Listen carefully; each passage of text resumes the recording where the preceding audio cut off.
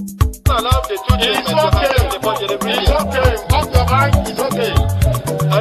She off your mind. Chai! Now wow, people wey suppose talk truth to power don't off mic. And if we talk, now 500,000 they go summer us, call them hate speech. But fear not, my ego don't come. Ingo torchlight every corner, nooks and cranny of all these bad people where they spoil our country.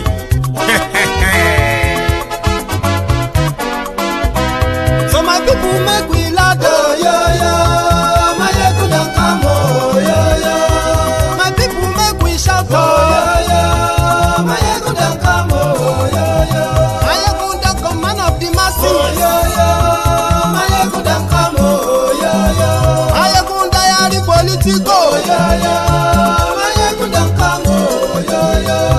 this one not the off in mind. And in the touchlight every corner. Okay, some people be they holla say they want the power. Chai, them be promise us say we go get light and power. Them hustle sote they can't get the power. But now they know they do anything with the power. Every day, dollar just they get the higher power over naira. Still them talk say make we off mind. But thank God say my ego don't come. So my people make you ladder. My ego don't come. My people make we shout. My ego don't come. My ego don't come, man of the masses. My ego don't come. Political, my ego don't come. This one not day off in mind. My ego don't come. Person where they do evil, no one make person talk. Them say that my ego, that man too they talk. He too they talk. Say my ego diary, he they hot like pepper. But every day then they take money in bulk. Woman picking, they the street they hawk. Still them talk say make we no talk, but thank God say my ego don't come. So my people make you loud, my ego don't come. My people make you shout, my ego don't come. My ego don't come, man.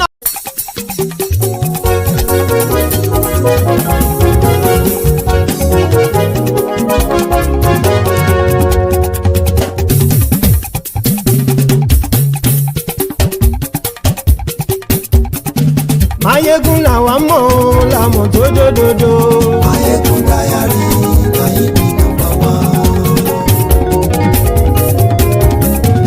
Mayegun la wa mo la mo dodododo. Mayegun diary, na ibi number 1. Mayegun ti dé o, ọ̀rẹ́ ará ìlú. Mayegun diary, na ibi number 1. Lórí Facebook, lórí YouTube. Mayegun diary, na ibi number 1. Gbogbo bó ṣe ń lọ ni Mayegun já wa sí. Mayegun diary, na ibi number 1.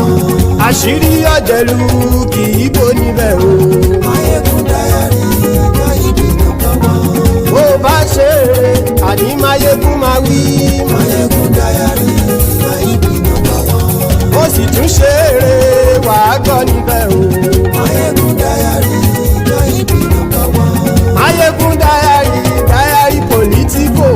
Mayegun diary, na ibi number 1. Godfatherism, kò sí lọ́rọ̀ Mayegun. Mayegun diary, na ibi number 1. Ẹ farabalẹ̀ sẹ́ o, kẹgọ́rọ̀ lẹ́nu o. Mayegun diary, na ibi number 1. Àní Mayegun làwa mọ̀ tó dòdòdò. Mayegun diary, na ibi number 1.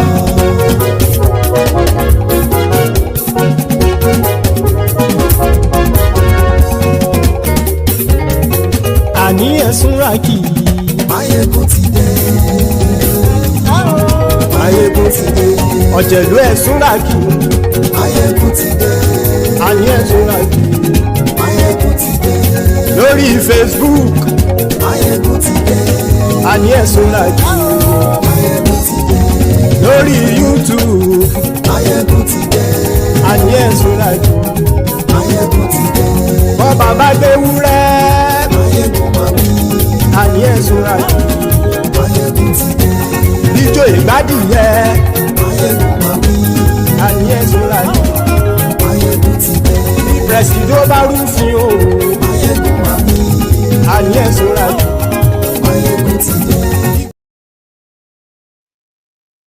Hello there. Good morning to you. Good afternoon to you. And good evening to you from wherever you are joining us. This is Mayegun live. Brethren, it don't happen. It don't start. We are witnessing the beginning of something implosive, explosive, and how Tinubu's regime manages this or quenches it, right, will determine more how progressing their state capture is doing. If you have read the caption of this broadcast, read the description of the broadcast as well. Like it, share it, invite your friends, invite your not so friendly friends. Tell them that Mayegun today. The breaking news tonight is the nationwide broadcast of Tinubu on the River State's political crisis between Wike, the minister, and Fubara, the governor, which all started almost 2 years ago, just a few months after Fubara became the governor of River State. A disagreement snowballed into an attempt of removing him from office by his own political godfather, Wike. Now, getting the hint that he was to be impeached, Fubara also responded in the way by ensuring that the House of Assembly members loyal to Wike to carry out his removal were completely chased out of the official state assembly. Tinubu interceded, or should we say intervened, when he drafted some resolutions where, according to his own peace plan, the status quo must be maintained. 27 House of Assembly members that decamped to APC, Ogba-Egbema-Ndoni, who actually jumped before they could leap. Before they could look, they jumped, right? Said they will remain in APC. Meanwhile, after that, peace meeting in Abuja, Fubara's camp believed that was an insult on the governor for, the kind of like assault on his power as an executive governor. So he rejected the resolution. The court case, different court cases sprang up, right? And eventually, Wike, who is known to be a member of the bencher, the corrupt Nigeria judiciary, probably pulled his weight here and there, which led to a judgment that the River State House of Assembly, the River State government allocation or River State allocation, including their local government allocation, should be seized. Now, this wahala of withholding their allocation is what took them to the Supreme Court, among other cases that were still like or before the appeal court. Supreme Court now ruled on a case that is totally, truly was not before it, giving credibility and, in fact, more power to this with the Wike loyal House of Assembly members. So then the rumor of the attempted impeachment of Fubara, which was supposed to have been carried out as far back as December 2023, can now proceed without any delay. Well, Fubara played a smart one a little bit, as much people have been like blaming and abusing him, being too weak and all that stuff. Supreme Court says Fubara has committed right, misconduct, like it is acted illegally by not presenting the state's budget to this with a weakest loyal House of Assembly members. So after the judgment, it proceeded to the State House of Assembly to present, or their makeshift House of Assembly, to present this budget, but it was shut out to the full glare of the world. So the Wike side, they said Fubara was acting to the, kind of like playing to the gallery, acting for the camera, meaning if he wanted to meet with them, he knew, he knows how, or the official way of getting in touch with them. So for the second time, Fubara wrote to them and said, okay, you know what? Please let me know if this also date is suitable for you and I can present this budget, and at the same time follow through other part of this Supreme Court judgment. Just right there and then, this House of Assembly, Martin Amawule, lawyer to Wike, adjourned their sitting, signed dine, which means until further notice, meaning they were not ready to entertain whatever it is Fubara is trying to act based on this their Supreme Court judgments. Impeachment today, impeachment tomorrow. So this past week has been a very, problematic one for the people of Rivers State, or should I say traumatic one rather, because they didn't know what they were going to wake up to. Anyway, is Fubara going to be impeached, or is Tinubu going to declare a state of emergency? What exactly are they going to wake up to? They were not sure. Well, yesterday, another dreaded fear of the people in this issue, this political imbroglio, right, was that the Ijaws, or some group came out who said they are Ijaws, and they threatened that if Wike should for any reason have the upper hand and remove Fubara, they will make Nigeria economically more crippled by blowing up oil installation, and they can no longer guarantee the safety of oil workers in the Niger Delta.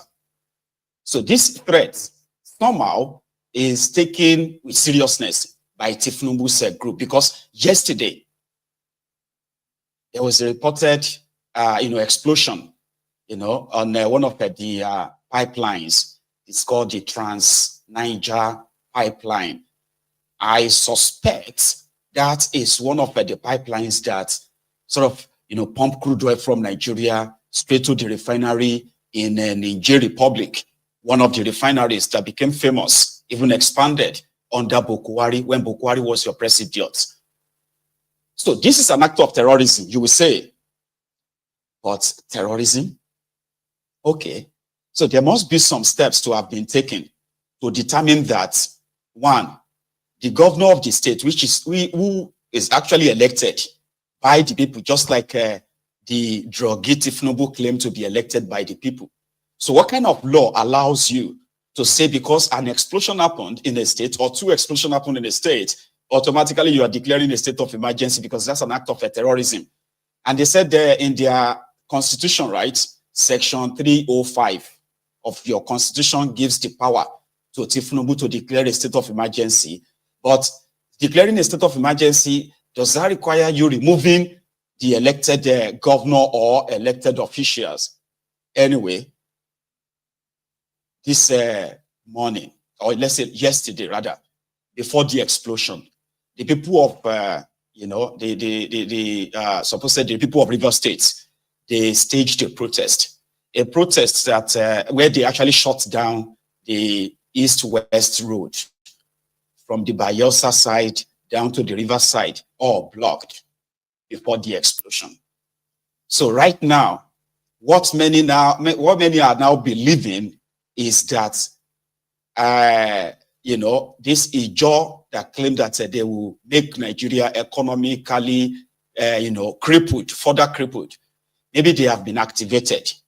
That is what some believe, is the security report sold to Tinubu, or to Wike, or win and win. As long as Fubara is never for one day enjoy the office of being a governor, he is okay. others are suggesting that how many of you can put your money on it that the new guy nominated by Tinubu was actually not nominated by Wike. Whatever this is, the game has started. Because is it even legal for Tinubu to remove an elected governor, right? Based on political, what do you call it? Political disagreement or something like that, right? When it is so obvious that the people who are waging what is pretty much like an economic war against the people of Rivers State are no other than Wike and his gang. And we all know why.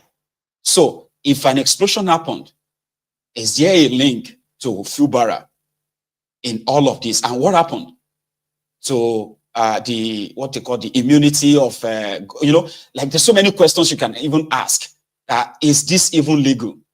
So tonight we are going to start from what happened yesterday, the explosions yesterday, the explosion today, and another explosion this evening as you are watching this broadcast.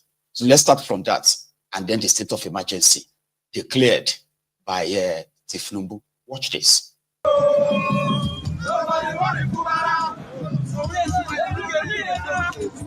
We can leave Fubara alone. We can leave Fubara alone. You have been here 8 years. Leave Fubara alone.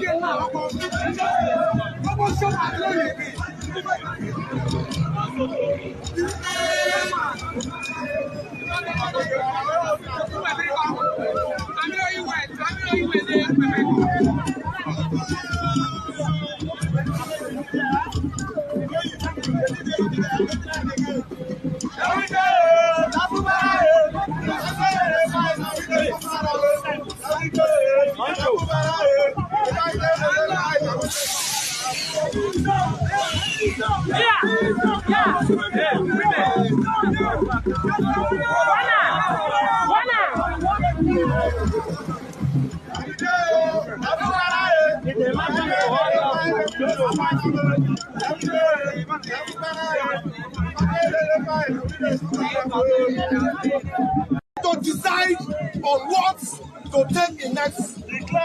Ijaw, yeah. We will not be afraid. Wike should go and ask people in Delta states, exactly people, Ijaw have never lose battle. This is not, they said this is not an ethnic war. The thing is beyond that political crisis. After one Ijaw man became governor, they want to impeach another Ijaw man to another Ijaw man to be a governor. It has turned to ethnic war. Ijaw! Yeah! Ijaw! Yeah! Ijaw! Yeah! Sabala!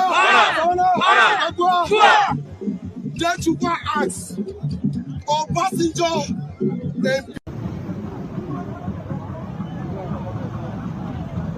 Hello?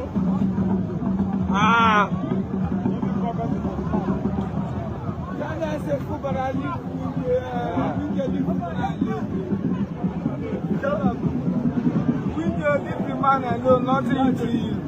Wow. Leave the man alone, Amechi said, now your cancer be fight Amechi. It is that. What's happening? Leave your brother alone. You go to other areas. Wike is a madman. Don't trust nobody. Wike mama to go. Allow your boy to chop. Allow your boy to chop. Allow your boy to chop.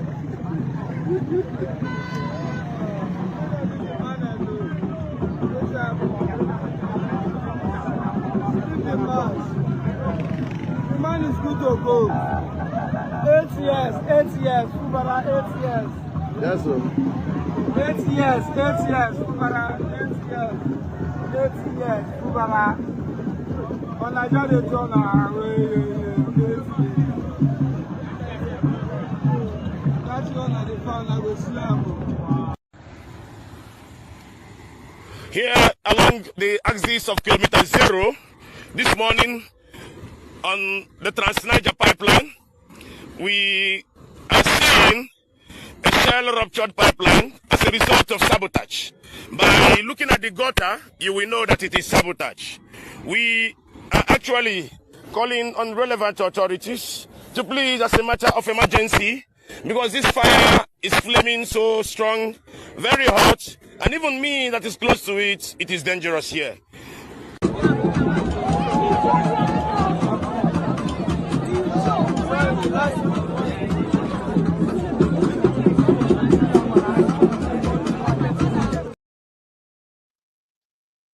Now, we do not know what or which of the intelligence reports that they gave to Tinubu that is not a compromised one. There are people saying these explosions that are now happening in the river states, that they are actually orchestrated by Wike. There is no evidence. So, also, there is no evidence that these explosions are also being carried out by Fubara's men. But suddenly, we are having explosions, which only happened in the last 24 hours. And to me, if I happen to be your president, right? Ordinarily, it will take longer than just 24 hours to apportion blame and automatically act so irrationally that you have to declare a state of emergency and then you send the military down to River State. Straight up. Because that's exactly what Tinubu just did. We've been hearing the rumors since last night. But just like many other rumors that later come back to be true, this is one of them. But at the same time, there are so many people who believe that it will never actually do that because it doesn't make any sense. We have had the Fulani terrorists kidnapping tens of thousands of Nigerians, you know, slaughtering even the military men at will. And we have not seen a state of emergency declared and the governors of those states are removed. So this is why some people are pretty much like the context is different. You are talking about Nigeria's oil outputs.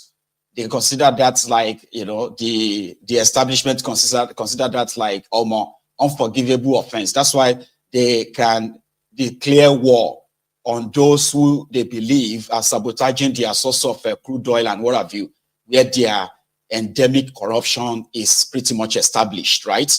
So they will fight anyone if they feel like fighting them is more expensive than just settling them, like they did with amnesty for the Niger Deltans that time, right? It was cheaper to give them something from the crude oil than to continue to fight them. So they offered them carrots. So Tinubu and his gang reacting because of two explosions seems to make the crude oil more valuable than the lives of Nigerians who have been living under the control and the, of the Fulani terrorists, the terrorism of this terrorist in Nigeria. Crude oil is more valuable than your lives. So Tinubu forward in their judgment, and having found and held that 27 members of the House who had allegedly deflected, and I quote, are still valid members of Rivers State House of Assembly and cannot be prevented from participating in proceedings of that house by the 8th respondent, that is the governor, in cohort with 4 members, and unquote. The Supreme Court then made some orders to restore the state to immediate constitutional democracy. These orders include the immediate passing of an appropriation bill by the Rivers State House of Assembly, which up to now has not been facilitated. Some militants had threatened fire and brimstone against their perceived enemies of the governor, who has up to now not disowned them. Apart from that, both the House and the governor have not been able to work together. Both of them do not realize that they are in office to work together for the peace and good governance of the state.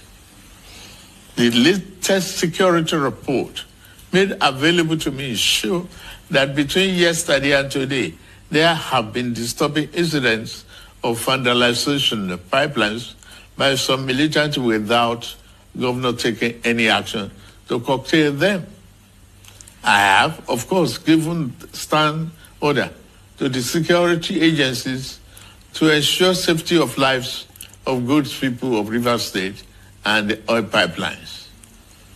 With all this and many more, no good and responsible president will stand by and allow the grave situation to continue without taking remedial steps prescribed by the Constitution to address the situation in the state, which no doubt requires extraordinary measures to restore good governance, peace, order, and security.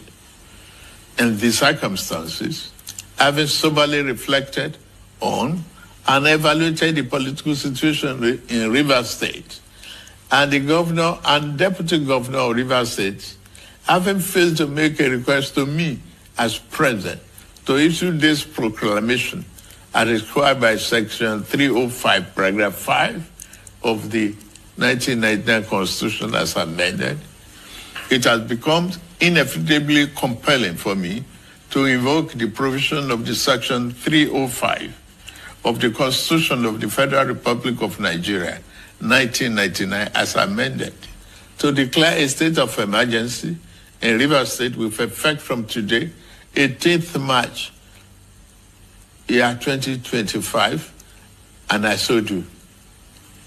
By this declaration, the governor of Rivers State, Mr. Sim Fubara, his deputy, Mrs. Ngozi Odu, and all elected members of the House of Assembly state are hereby suspended for an initial period of 6 months. In the meantime, I hereby nominate Vice Admiral Ibokette Ibas, retired, as administrator to take charge of the affairs of the state in the interest of the good people of Rivers State.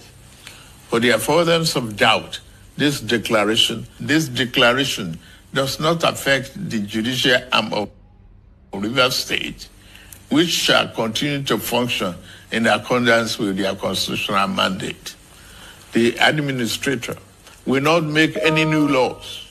He will, however, be free to formulate regulations and may be found necessary to do his job, but such regulations will need to be considered and approved by the Federal Executive Council and promoted by the President for the state.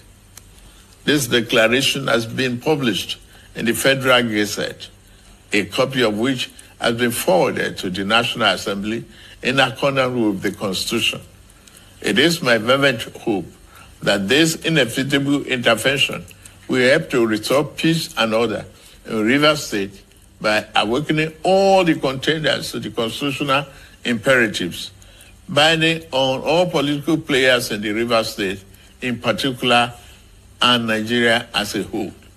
Long live a united, peaceful, secured, and democratic Rivers State in particular, and the Federal Republic of Nigeria as a whole.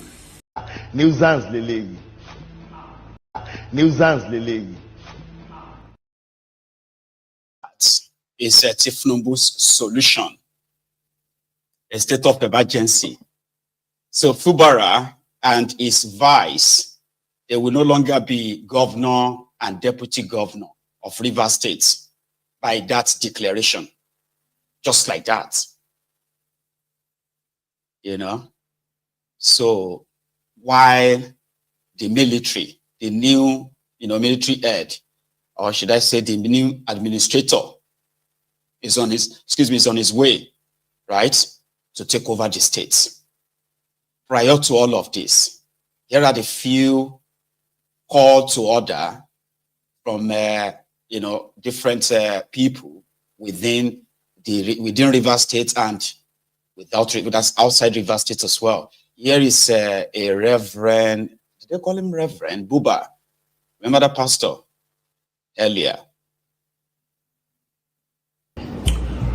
Well, Nigerians, I am coming to you with a very, very heavy heart. And I think we all need to rise up as a people. Our behavior as a people is not right. I come as a pastor, I come as a priest, I come as an intercessor. And I'm grieved. This thing that is going on in Rivers State must stop. Wike, you must stop this thing in Rivers State. You must stop it. You are no more the governor. I don't care whatever the story is about the governor. He is the governor, whether he betrayed you or not. You must stop this evil. You must stop this nonsense. We cannot continue to be having people messing up our nation. Supreme Court, some of the Supreme Court judges are sat on that panel. You can see what you're causing. The Supreme Court, you have lost your honor before the citizens of Nigeria if you don't know. It's time for you, the judiciary, to begin to restore your credibility. People cannot be walking their way, one person manipulating all of you. Look at the way you are behaving. Where is the hope of the average citizen? Nigerians, please, we need to begin to speak to these people. It's painful to see the way things are going down in the country right before our eyes. We're losing the system. Democracy is being attacked.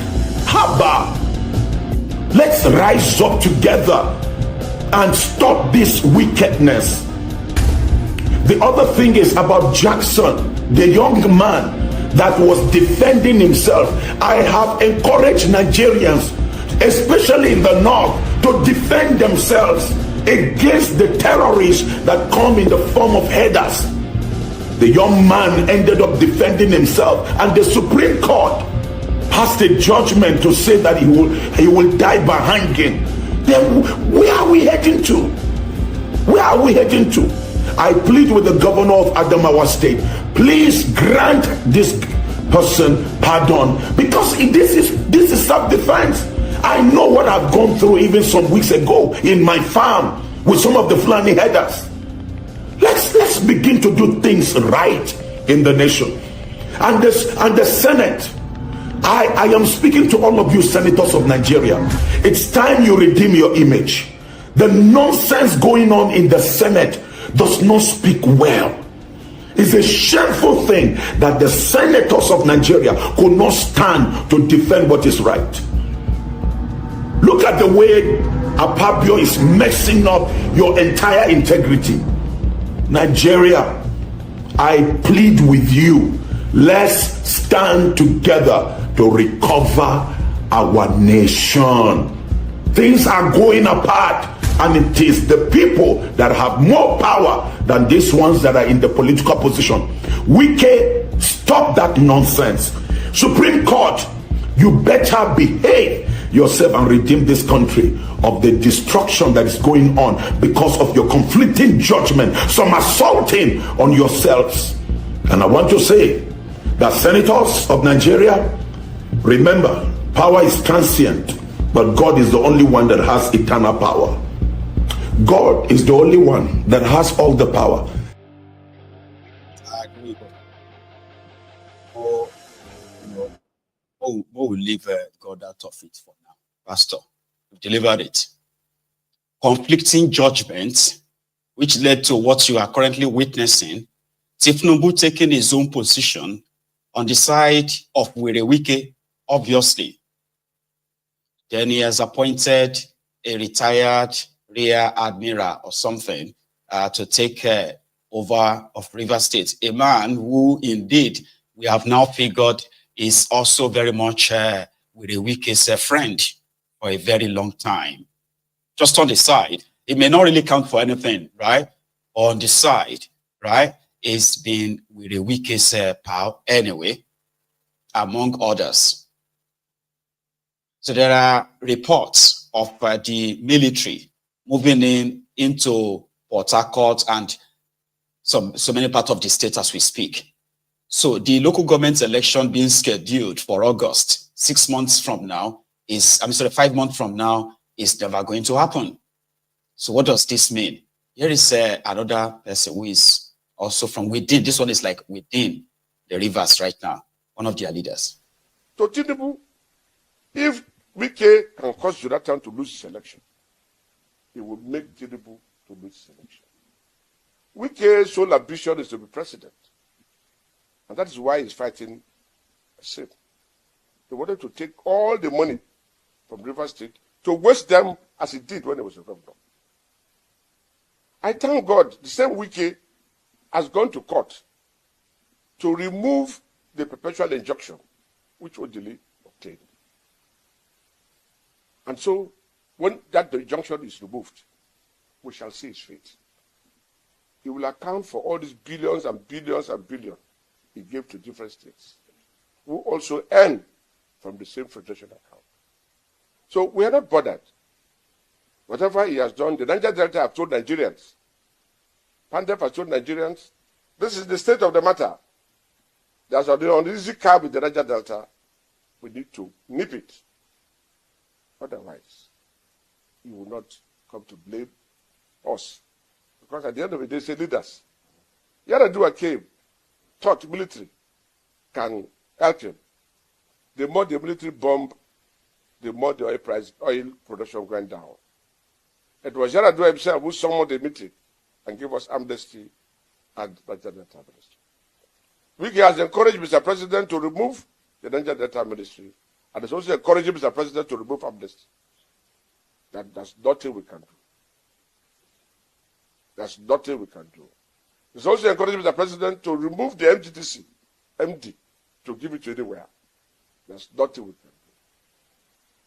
But history will judge when the time comes. So for me, Wike is rather a problem to Tinubu than even Niger Delta. And it's left to Tinubu to decide whether it goes with Wike or it goes with the people. What I mean, people is not the Niger Delta. I said Wike is showing seat of conduct, seat of discord with the north, the east, and the south. So, Mr. President should watch. The next stage Wike will attack is the southwest. It will sow seed of discord between the southwest, and Mr. President will be left alone. And what will be his fate? 2027, which Mr. President thinks Wike will give him, if Wike will disappoint him. Wike is destroying PDP today, thinking it's working for Tinubu. It's not working for Tinubu. Nigerians are smart. You can see what is going on now in the country.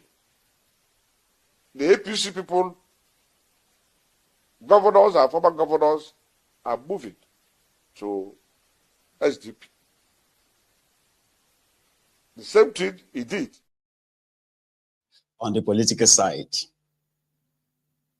everyone is on the edge right now. But I kind of like the analysis of this guy who decided to remind everyone. This are just before today, you know, these are before today. Listen to this one. Let me place a caveat here that I'm neither from River State nor somebody that's politically inclined to the parties involved. Yeah. Therefore, I am looking at this issue from a very dispassionate issue from perspective, and also looking at it from a kind of intellectual viewpoint based on philosophical thinking of somebody watching by the sidelines.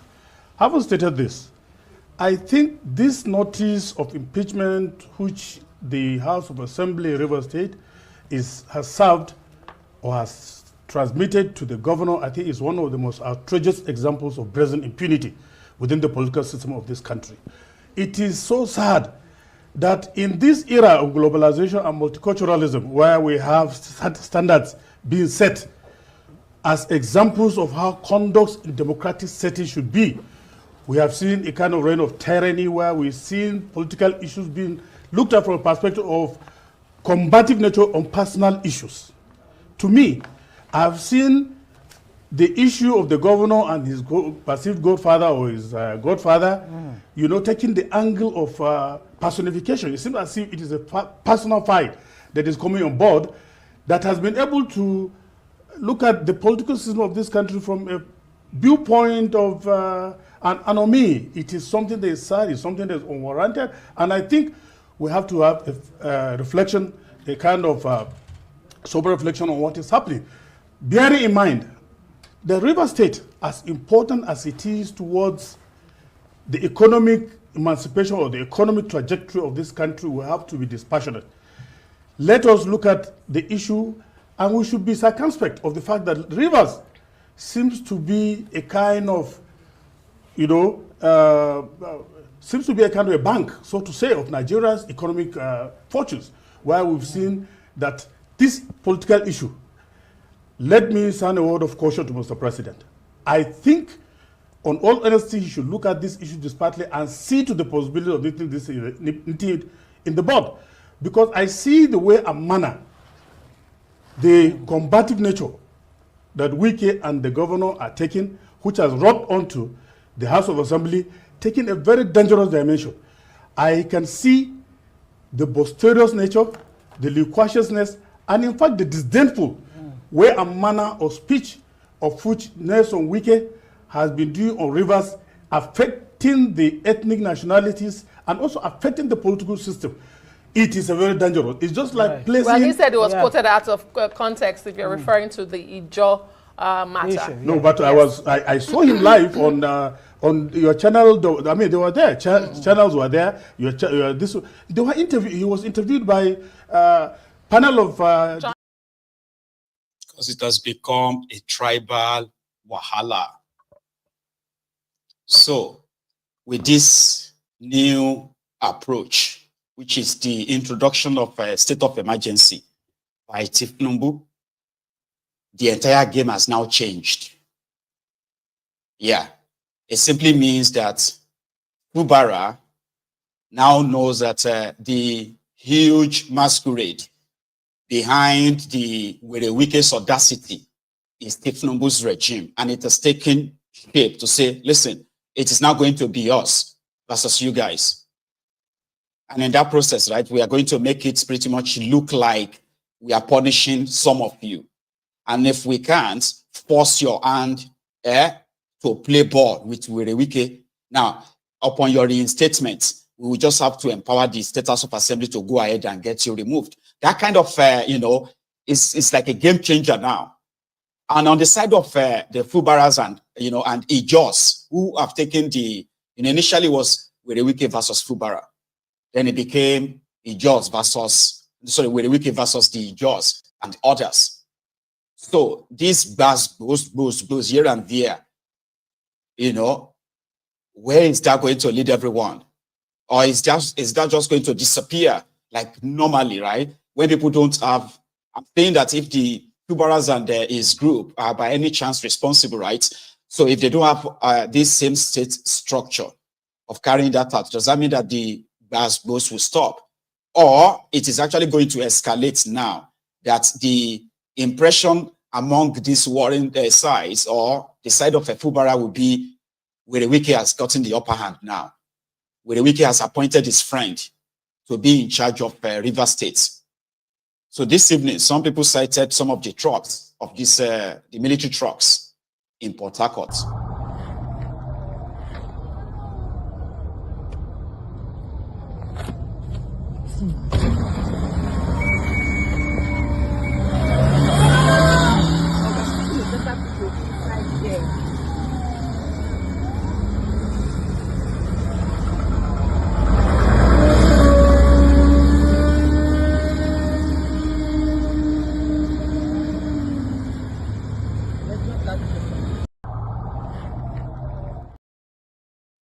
That is the present situation in River State, in Port Harcourt, to be precise, as Fubara and others are expected to possibly just lay low or leave town.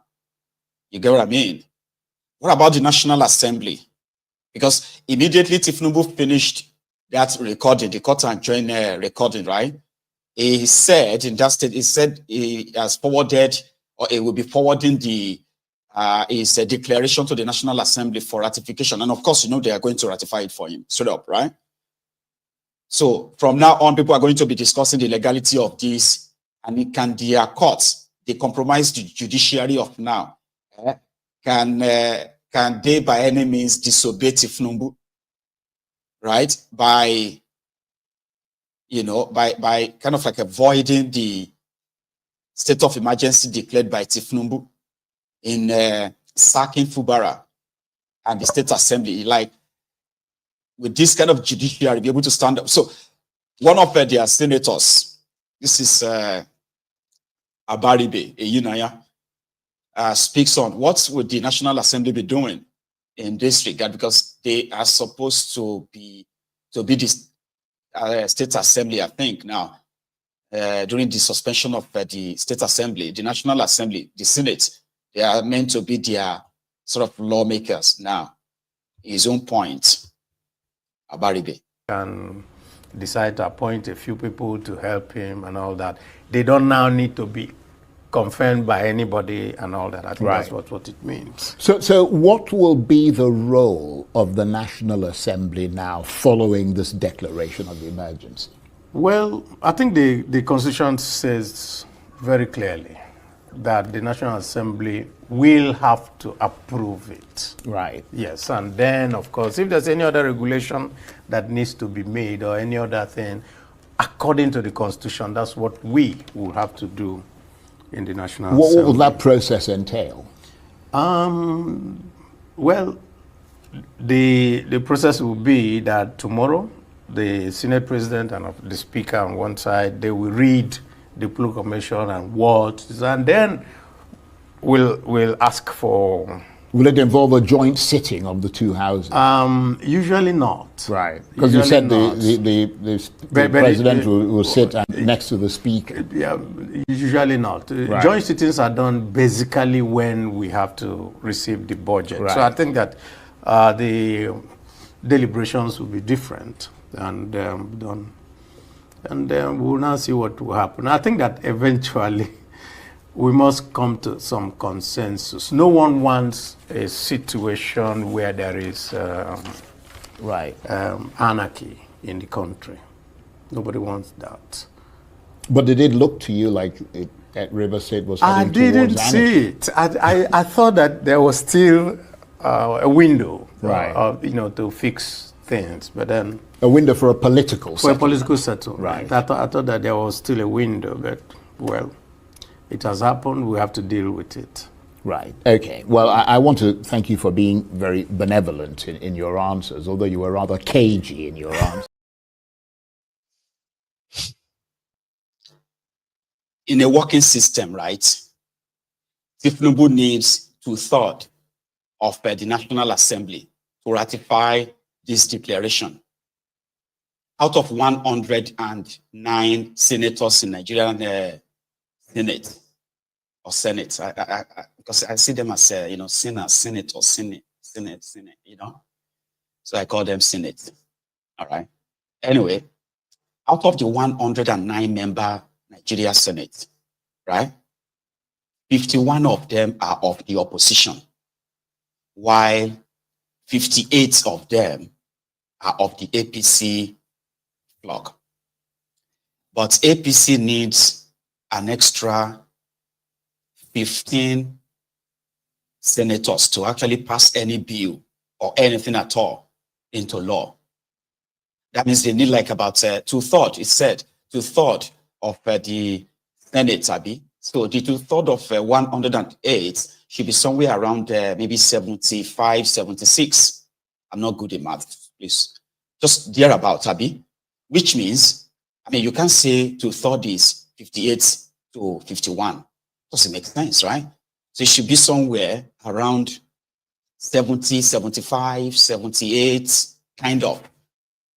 Which means APC, Ogba-Egbema may be the majority, but they do not actually have the majority to pass any bill without the consent of this other opposition, in which Abaribe is one of them. Now, if Nigeria was a really working democracy, a really working system, right now, due to some of the, wrong 72, thank you, Jerry. I'm very close, not far off. 72 members, they need 72. So 72, that means they are going to need extra 14 plus their 58. Abi, they're going to need extra 14 members before they can even pass any simple majority. Abi, wait till they call them. to third. But rather, these National Assembly senators of the other opposition parties, they are always doing esprit de corps in their National Assembly. So in a working democracy, they can shut it down and say, listen, you need to go and redraft that your declaration. If you are declaring a state of emergency, declare state of emergency in the areas where you believe there has been total breakdown of law and order. There is no breakdown of law and order in Rivers State as we speak.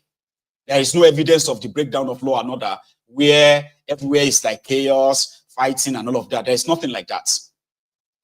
So Tinubu relying on a section 305, I mean at 308, I mean, so that ordinarily would have united the opposition to say, to save this democracy, to let you know that you don't have any absolute power. You are not the president with absolute power. You don't have it. That is what democracy would have been like. But in that contraption, including those who even come from river states themselves, they are going to line up and be like PDP, PDAPC. Here you get. So this is the purpose of having bicameral legislature, waited the column, whereby the checks and balances of these three branches of government. But they are not independent. And unfortunately, even the politics of opposition is never in the favor of the people they claim to be representing. The people they are representing are all out there crying of the state of things. And the same system, the same oppressed people would really want everyone to keep quiet. Now that the agenda is that if you criticize Tinubu, that means you hate the Yorubas. Meanwhile, under Tinubu, Yorubas are facing the kind of hell that I believe are kind of described in your religious book as hell, tough, gone. This is what everybody is facing. There is no special, the special economy created for the Yorubas and say, since you are Yorubas, don't worry, Jare, you are lucky. See, this one is Yoruba. You are so lucky. You are not facing what we are facing. There is nothing like that. Everybody is feeling the shege of this Tinubu's clueless, corrupt, deeply corrupt, illegitimate government. Few days ago, when they started the Tinubu is a terrible president. Okay, we have urged people, and most of those who actually condemns, and even they went as far as calling for death penalty on this young girl, right? For actually speaking up and calling Tinubu the terrible president.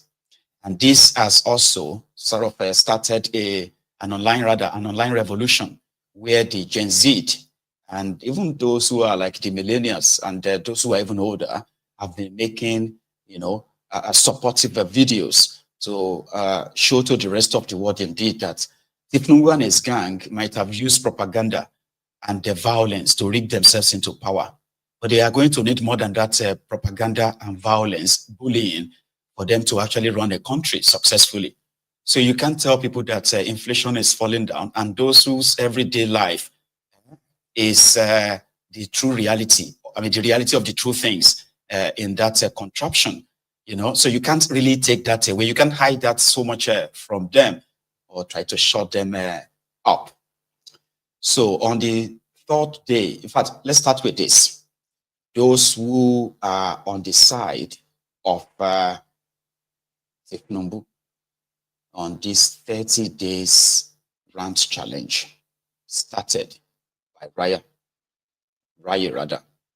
Rita. And this is where it gets interesting. As regards the trending video of this lady that was trending yesterday, I made a video earlier and I faulted the government where the government had obvious faults. And of course, I saw many emotional reactions pouring in just as expected. But now let's talk about everything that's wrong about the video this girl made. First and foremost, young lady, you made a false claim of threat, which in my own opinion should be criminal because you know exactly what you are doing. You claim you were threatened because you said, shut up, you are not talking to your mate. Go and pull down that video. And you said that is threat. Meanwhile, you called the president a terrible president and you said that is a statement. But take down that video is a threat. Now, do you know what threat is? If she has said that if you don't take down that video, we will not give you your NYSC certificates, now that becomes a threat.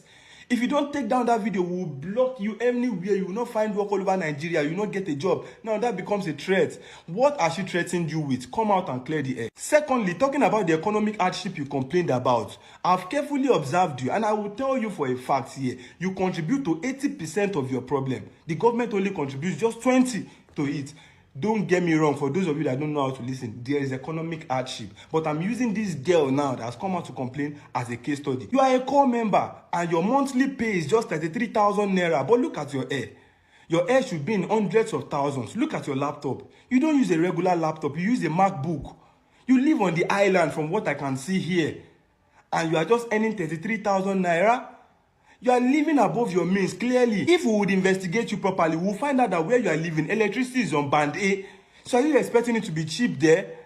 And you made claims that Lagos is smelling. I have seen enemies of Lagos start drumming and rejoicing, even when they benefit from the same Lagos. I don't know which state you are from originally, but go back to that your state. Compare the population of that your state to the population of Lagos.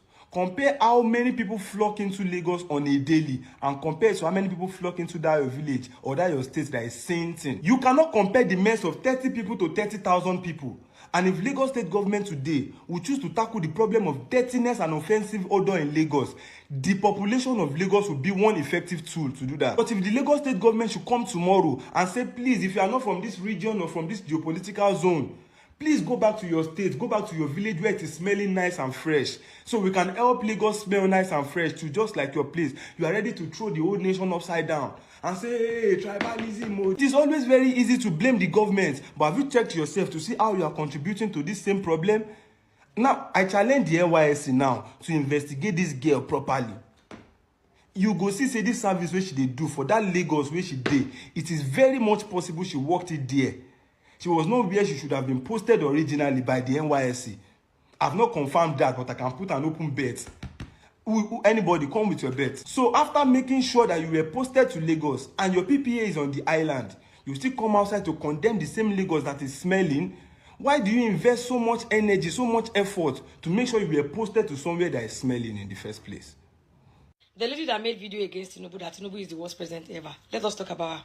She did the right thing. She made a good video. She you know, Obinu, over 1,000 guy, but at the wrong time. At the wrong time, she already has a core member. So register for service. When you get there, it is part of our rules. Don't display by Bagada. As a core member, you are not to be involved in any government activities, protests, or anything against the government. One board of Bambe. To bat alone, you register. To bat in the camp, first orientation on camp. The woman party was it. Do not be involved in anything that has to do with the government, against the government, anything government shall run from it, except the government invites you themselves. Then, to an interest at that point, withdraw. If you want to be an activist, withdraw. What the lady did is fine. Because they can't come and but now, to please, if you know her, if you are close to her, tell her to withdraw. Can't want to learn when you take up matter and you against the government. She's a core member for goodness sake. If people are pushing her, do it, do it, do it. If the wala starts, hello baby girl, nobody will be there. They will run. Everybody is a car. They will run away. You did the right thing. Nobody is blaming you. But at the wrong time, you are a core member. You are very easy to trace. Before you know it, video I will not mention his name. He's from there. He posted a video then. But the video don't mind them. Continue. But withdraw. Do not allow anybody to push you. I want to activists. You understand? While I share video already now, but she want to my dear. Withdraw 2 months only after 2 months. Nuisance lele.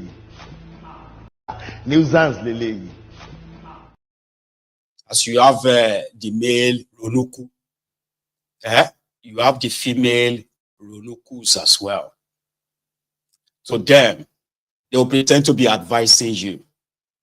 I remember when I started this Mayegun's Diary years back. And you know me, I kind of was just expressing myself, ranting, like, you know, forming names for these mofos. And there are people, there were people who actually loved it. Yes, my brother, man, I love this guy. Others are just like, hey, what is wrong with you? Think about your tomorrow. Yeah, well, do you think because you are living abroad, do you think one day you are not going to need the help of this? No, a lot of things. Then there were those that will pretend to befriend me. They will send me message. This was years ago. So they will send me messages. Hello, Mayegun. Sorry. Then they will start advising me. Meanwhile, they were all closet Buhari idiots at the time. Excuse me. You will think they actually like you. That's why they're advising you. Others will come, like the first one, who is jealous. You know, how can a youth copper be wearing the wig of 400,000 naira? Yeah? How can a youth copper collecting 33,000 be living in an island? Yeah? Look at her. She's complaining about 33,000, but look at her laptop. She's using a MacBook. This is a typical Ronuku syndrome. Here you get now. They are jealous. They sort of loathe success and progress, and whatever they can't have, they will badmouth it and tell you that you are either called, if you are a female, they will call you Olosho, like you are a prostitute or what have you. And if you are a young man, you are an automatic Yahoo boy. So how can you, in this hardship, in this no opportunity, no nothing like this, where they can't find opportunity, despite being on the side of the ruiners of the contraption, but you're looking good, you just bought a car. Why is that? How is that? I don't believe you. You must be doing something shady. So this is the kind of the characters of the APC, Nazis. So they point at things, you know, if they feel like you are living in the same shithole with them, and you are not like this man. Gbogbo ọmọ Nàìjíríà kò ń ṣe bàbá wa ọlọ́lá jùlọ Tinubu ló jẹ́ kí ohun gbogbo kó hàn. Ẹ bèrè ní ọwọ́ Àtíkù Abubakar àti Peter Obi, àwọn ló ń bẹ nídìí rẹ̀ tó ń da Nàìjíríà rú. God bless Nigeria. Gbogbo ọmọ Nàìjíríà kò ń ṣe bàbá wa ọlọ́lá jùlọ Tinubu ló jẹ́ kí ohun gbogbo kó hàn. Ẹ bèrè ní ọwọ́ Àtíkù Abubakar àti Peter Obi, àwọn ló ń bẹ nídìí rẹ̀ tó ń da Nàìjíríà rú. God bless Nigeria. That's a grown man. And let me be honest, you know, with you. That man, if I ask you to please give me, you know, give him an age, like how old do you think he is? A lot of you will probably say he's 50, 60, 70, some will say 80. That is what poverty does. What he's saying is that, fellow Nigerians, it is not Tinubu that is behind the high cost of living. You should ask Atiku and Peter Obi. They are those behind the destruction going on in Nigeria. It is not Tinubu. God bless Nigeria. That's what he said in that video. And there are people like that. Listen to me. There are people in their millions who actually feels like that. Do you see the danger here? There are people who actually feels like that and they believe that. And there's nothing you can tell them. So it makes it more like, you know, so you have the young Ronukus, you have the older Ronu Nazis, the Ronukus as well, where somehow, right, they want things to be the way they are, because there is a chance that those of you who are living better while they are struggling will soon become, and it is happening already. They celebrate it. They will come on social media and tell you that, that my friend, you know, that my neighbor, yeah, that is always using his electricity, his generator 24/7.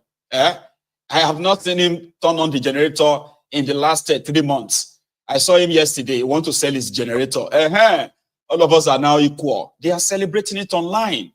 The Ronukus. Don't insult Tinubu. Is Tinubu not old enough to be your father? This group of, you know, low brain and low mentally developed humans, right? They are the reasons why it has become so difficult for us to liberate ourselves, because it's like you have to fight two wars. First, you have to fight the war of ignorance, and then the selective ignorance as well. And so many others, like, before you finally actually fight the war of freedom, it's so long. But the young people are not giving up, right? Tunde Dizu observed, just like myself. As for her fellow youth, I'm totally disappointed in you. Fellow young people who went on the social media showing her at a party, showing her dancing this and that, and putting all kinds of captions. Person was saying they suffer, look at they dance, look at. Won't you guys ever get serious? Is it the little stipend that you are giving her supporters and make you say all these things? Is there anything she has said that hasn't affected you yourselves? Mm-hmm. If you had a thriving economy, would you have time to be throwing banter and all these things into social media? You better leave her alone. What she has said, whether you like it or not, is the feelings of so many people, I inclusive. But I will also now use the opportunity again to tell her that make up your mind in which direction you want to go. You have been given a tilt. If you think you can go down that path, so be it. If you can't, you've said your piece and you can decide to just go your own way. But I don't think anything is going to happen to her. Yeah, you think so? I don't think anything is going to happen to her now. Okay. I don't think so. Something must happen to her.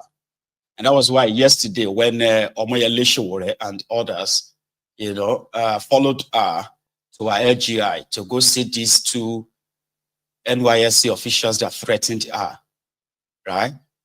They just build on them. She went there with her lawyers, few of those lawyers who have volunteered to work for her pro bono, and I have a copy of that. But before we get to that, right? Today is day 3. There are more rants. And I brought you some of them again tonight. And it has also crossed border, where some Nigerians in the diaspora too are making their own video of their own 30 days rant challenge. Well, here is the first one from these two ladies. I stand with Ray that said President Tinubu is a terrible president. I stand with you as a sister in Nigeria who feels your pain. I understand how you're feeling. I'm not a core member, I'm not a copper, but I understand you. United we stand, divided we fall. If one person is going to go down, we are going down together, because my father has been down with type 1 diabetes for years. It affected his sight, he's blind. We don't have money. All my siblings are not working. We don't have a job. We're all graduates. We don't have a job.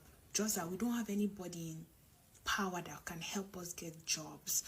If you go ask for a job, you're not from that local government, you're not from that place, they would not give you any slots. They sell slots for jobs. There is no job. There is no job. I want to open a gym house. I've written proposals to a lot of big people that can help me, but they are not helping me. They say that's not what their needs are. They want to enter in between before they give me help. Everybody wants to come in between to give me help because I'm a woman. Because of this dispensation, that's why I started weight loss. That's the truth, because things are so hard. I cannot even survive 3 square meals. No, I'd rather lose weight, just do intermittent fasting and be losing the weight that I've gathered in the Goodluck Jonathan's regime. That's the fat I'm shedding now, because I don't know what to do again. There is no money. My mommy is suffering. She's suffering. She will soon retire from a less than 70k job. How will she do with my father and all of us struggling? We don't know. Probably God is going to just provide, because my sister is still struggling in a medical school, reading nursing, and she has not paid her school fees. The country is terrible. We have not had lights in Bayelsa State for some days. It's terrible. We don't know what is going on. The violence, anything can happen to you. Me, I don't know. I have served. I have my certificate here lying down in my cupboard for years. I don't use it to do anything. This is a terrible government. Very terrible. People don't even know how hot the sun is. You don't even know how we even survive in this country. My brother is frustrated. He's frustrated in Lagos. My brother is frustrated as the only son of our father. Oh, nobody should come and be giving their life history out here because of Nigeria, because nobody's even willing to give you 2K. Nobody's willing to help you. Nobody's willing to do anything for you. So I stand with you, my sister. I know anything might not be done, but it's not palatable. We are just learning to survive. We are just surviving. We are not living. This is not life. We are not living. Do something, or something will be done anyway. Don't let the angry masses do what is in their mind. Please do something. It's not easy. It's not easy. It's not easy to just to alone. It's not easy with us. Help us. Men are being frustrated. Women are frustrated. Mothers, everybody, widows, everybody are frustrated. Help Nigeria be a better place. We have everything to help. Give us jobs. There will be enough jobs that can go around. Give us jobs. How even come members surviving with 33,000 before you go to PP and come back with the spike in fuel price? How you people surviving? And some core members will still have to send money back home to their parents. It is not nice. Me, I don't even have work. I don't even know how people are surviving. I beg, God will help. Living in Nigeria is very hard. Nigerian government, living in Nigeria is hard. We are tired of this rubbish. Living in Nigeria is so hard. You cannot eat good food because you cannot afford it. Before, from my house to the bus stop, it used to be 100 naira. Now it is 500 naira with a bag. With a bag. People will say, oh, if you have money in this country, you will enjoy it. How many people have money in this country? How many people? And how much is enough? And how much is enough? If you're paid 300,000 naira in Nigeria and you have children, you cannot survive. You go see the borrow from east, west, north, and south to eat. Just to eat. And how many people are even paid up to 300,000 naira? How many? Nigerian government, hey! You people should do something, You people should do something. The copper lady came out to talk, and people are dragging her, threatening her. Why? You know they hard for my area. You know hard for my area. Because man don't understand. Living in Nigeria is so hard. Eating is hard for a lot of people. They cannot feed. They cannot feed. A pint of rice that just has 5 dirika in it is 8,500. How many times you won't sustain una? How many times you won't cook am before you finish? You cannot carry 1,000 naira to buy anything. To buy nothing. Nothing. If it's good for you, doesn't mean it's good for other people. And it's not like we're not working. We are working. Nigerians are working. The youths are hard working. We are trying. The earlier you guys start speaking up on this bad governance of the thing, the better for us. Because I don't know why I will go to the market to get something. Just 7 things that I went to get. Just 7 things I went to get. I'm spending up to 70,000 naira. And these things I'm getting are my needs. These are my needs. I'm not getting my wants. I'm getting my needs. And my needs are outrageously expensive. How do I survive? How do I fucking survive? Some of you will be on your phones in America. You'll be tweeting from America telling us that we should endure. You are tweeting from Canada and telling us that we should endure when you are receiving dollars. We are here receiving our fucking depreciated currency. And you are asking us to endure. So the better you people, you Nigerians, come up and start speaking on this bad governance of a thing, the better for you. The better for all of us. The better for all of us. So, because as I am like this now, I'm surviving on my last bar of hardship. If the country becomes more worse than this, I will just die. Like I will not be able to survive it again. I will not be able to survive it. 100,000 naira cannot even get you a face me, I face you. you want to rent house in Lagos, you are spending up to 500,000 naira for a self-con on the mainland. Then imagine people that are living on the island. What are, like, see, people should better pick up those phones. Oh, pick up that your phone and come out. Let's call on the government. Let's call on the government. Oh, pick up your phone. So people should not just stay there. Don't die in silence. I'm not going to die in silence. Oh, I'm not going to die. Wọ́n sọ̀rọ̀ bí ọ̀rọ̀ epo àwọn á di 200 á di bàbá. Ẹ fọkàn balẹ̀, a máa gbé wálẹ̀. Ẹ lọ fọkàn balẹ̀, ẹ lọ fọkàn balẹ̀, ẹ lọ fọkàn balẹ̀. Ìwúntàfẹ́ kọ́lọ́wọ́ ṣe. The farmer will make more money.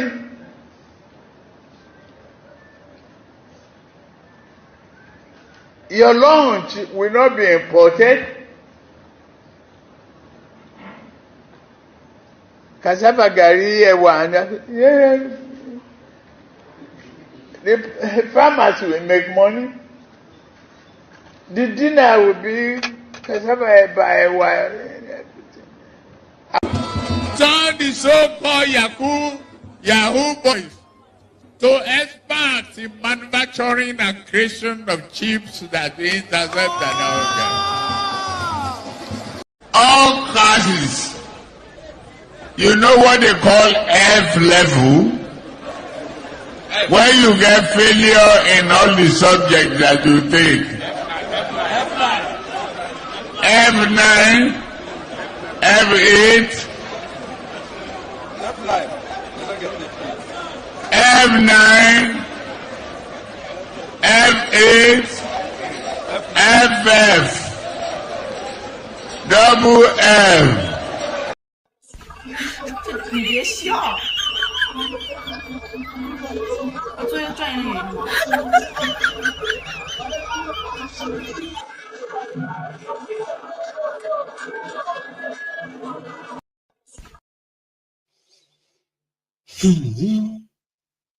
I just decided to add that just to kind of, that's the emotion, like mix it up a bit. For you, dear viewers, Nigerians are crying. Those who can make videos are making these videos, and it's like a cry for help. They want more and more people to join this campaign called 30 Days. 30 Days Rant Challenge, it's called. Hashtag Tinubu is a terrible president. There is more from where that came from, by the way, for the men. My name is Mutombo, and I'm making this video in solidarity with Oraye, the lady that called out MTN and so-called president of Nigeria, Asiwaju Tinubu. Tinubu, you are an incompetent old man. You're not my president because you never won any election to begin with, and I am not your slave. You're only in power because there's injustice in Nigeria. The people are living in fear and poverty. Our health sectors are in shambles. Economy is rotting. Graduates, professors, students, businessmen have to resort to begging, prostitution, and fraud. Meanwhile, the so-called excellencies and honorables continue looting public funds. Disgrace. And not just our political leaders, our spiritual leaders too. Preaching miracles and breakthroughs every Sunday, collecting tithes, offerings, imams. People are dying. Fulani headsmen are killing people almost every week in this country. And there is no man of God. God has not touched any of you to speak up. The same God that called Jeremiah to speak against the bad kings. He has not called any of you to speak against these bad leaders. It's only how to come and tell them about miracles and breakthroughs. Colonial puppets that keep the slave mill grinding. All of you are a disgrace with your churches. Complacent Nigerian that is hoping to benefit from this rubbish because they have money. They want to remain silent. I don't even know. You people deserve the worst situation in this world. And yes, in as much as I feel the pain of Nigerians, I like it that when they see this thing where they happen with on our eye. Because as people came out left the comfort of their homes, left the dreams they were chasing, the money in their accounts, their loved ones, and they stood for something. They were massacred in Lekki, and we could not demand justice for them. Everybody went back to their shell. The rest of you came out to say, get your PVC. Okay, you got the PVC now. You went to vote. What happened? The same oppressors that massacred them are ruling you today, and now you want to cry foul. It's enough, Joe. I have a voice, I will use it. I don't give a fuck. Death is welcome than to continue living like this.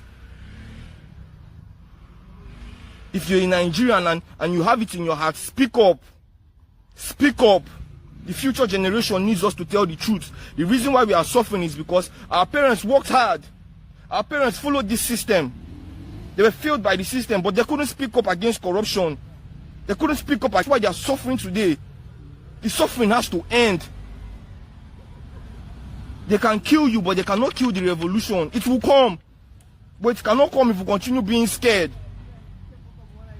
We have to unite. We need to take care of our own communities, because nobody is going to do it for us.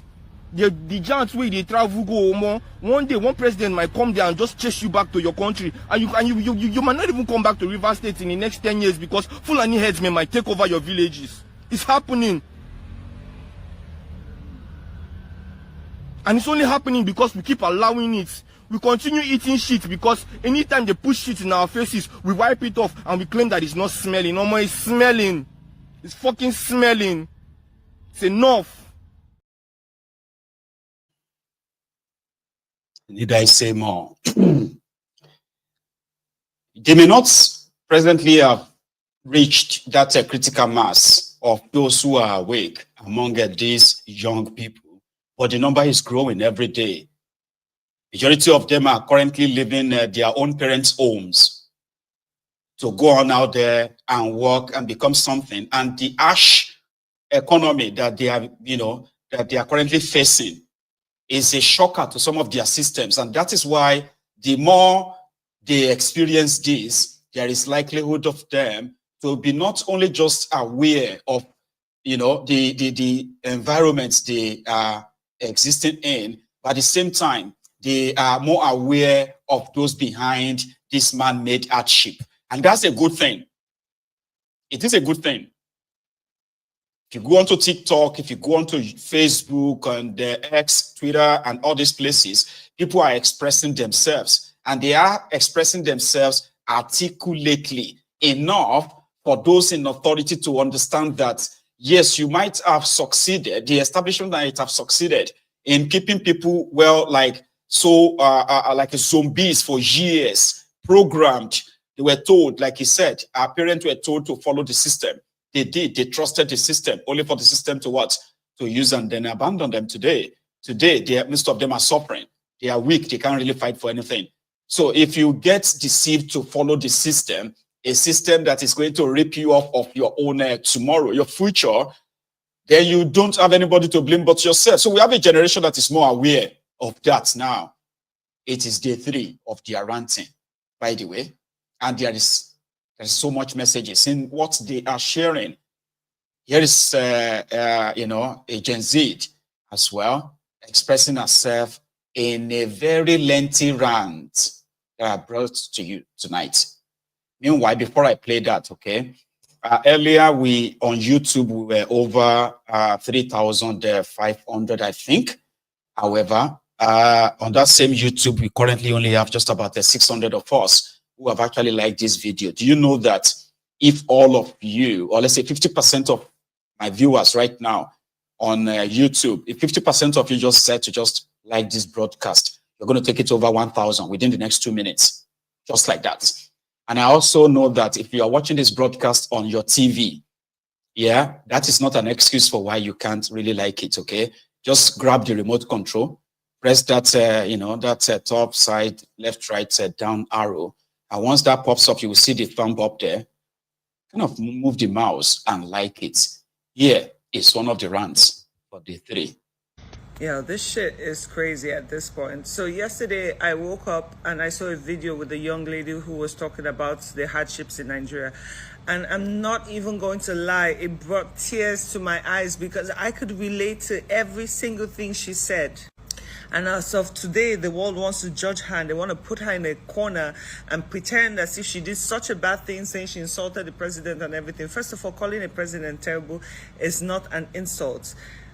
What we're going through is the insult right now. They try very hard to take away our freedom of speech, our freedom of existing, while killing us with so much work that it's... Life these days is not sweet anymore. You know, we really try every day to wake up and say, you know what, God, the day is in your hands and whatever happens, happens, and we go about our business. But when I tell you, life is not sweet anymore. And this is based to the new government. So who are we actually supposed to cry to? And then the worst part of it, it's just like you're beating a child for no reason, beating them constantly, morning, night, next day, next year, every single moment, and you expect them not to cry.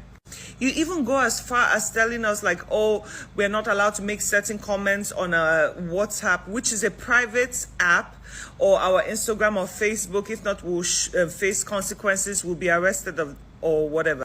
Are you fucking kidding me? So we should not cry anymore. We are dying.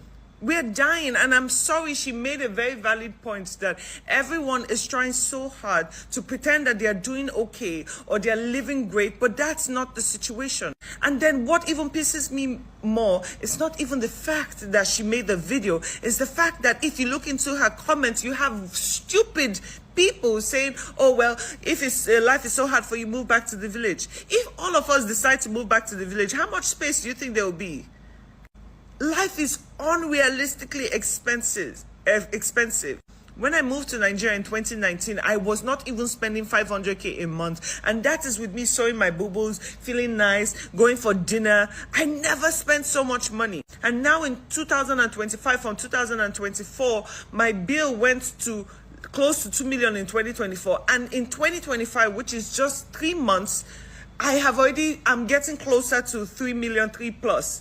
And I'm not buying clothes, I'm not buying shoes, I'm not buying anything. This is just basic maintenance.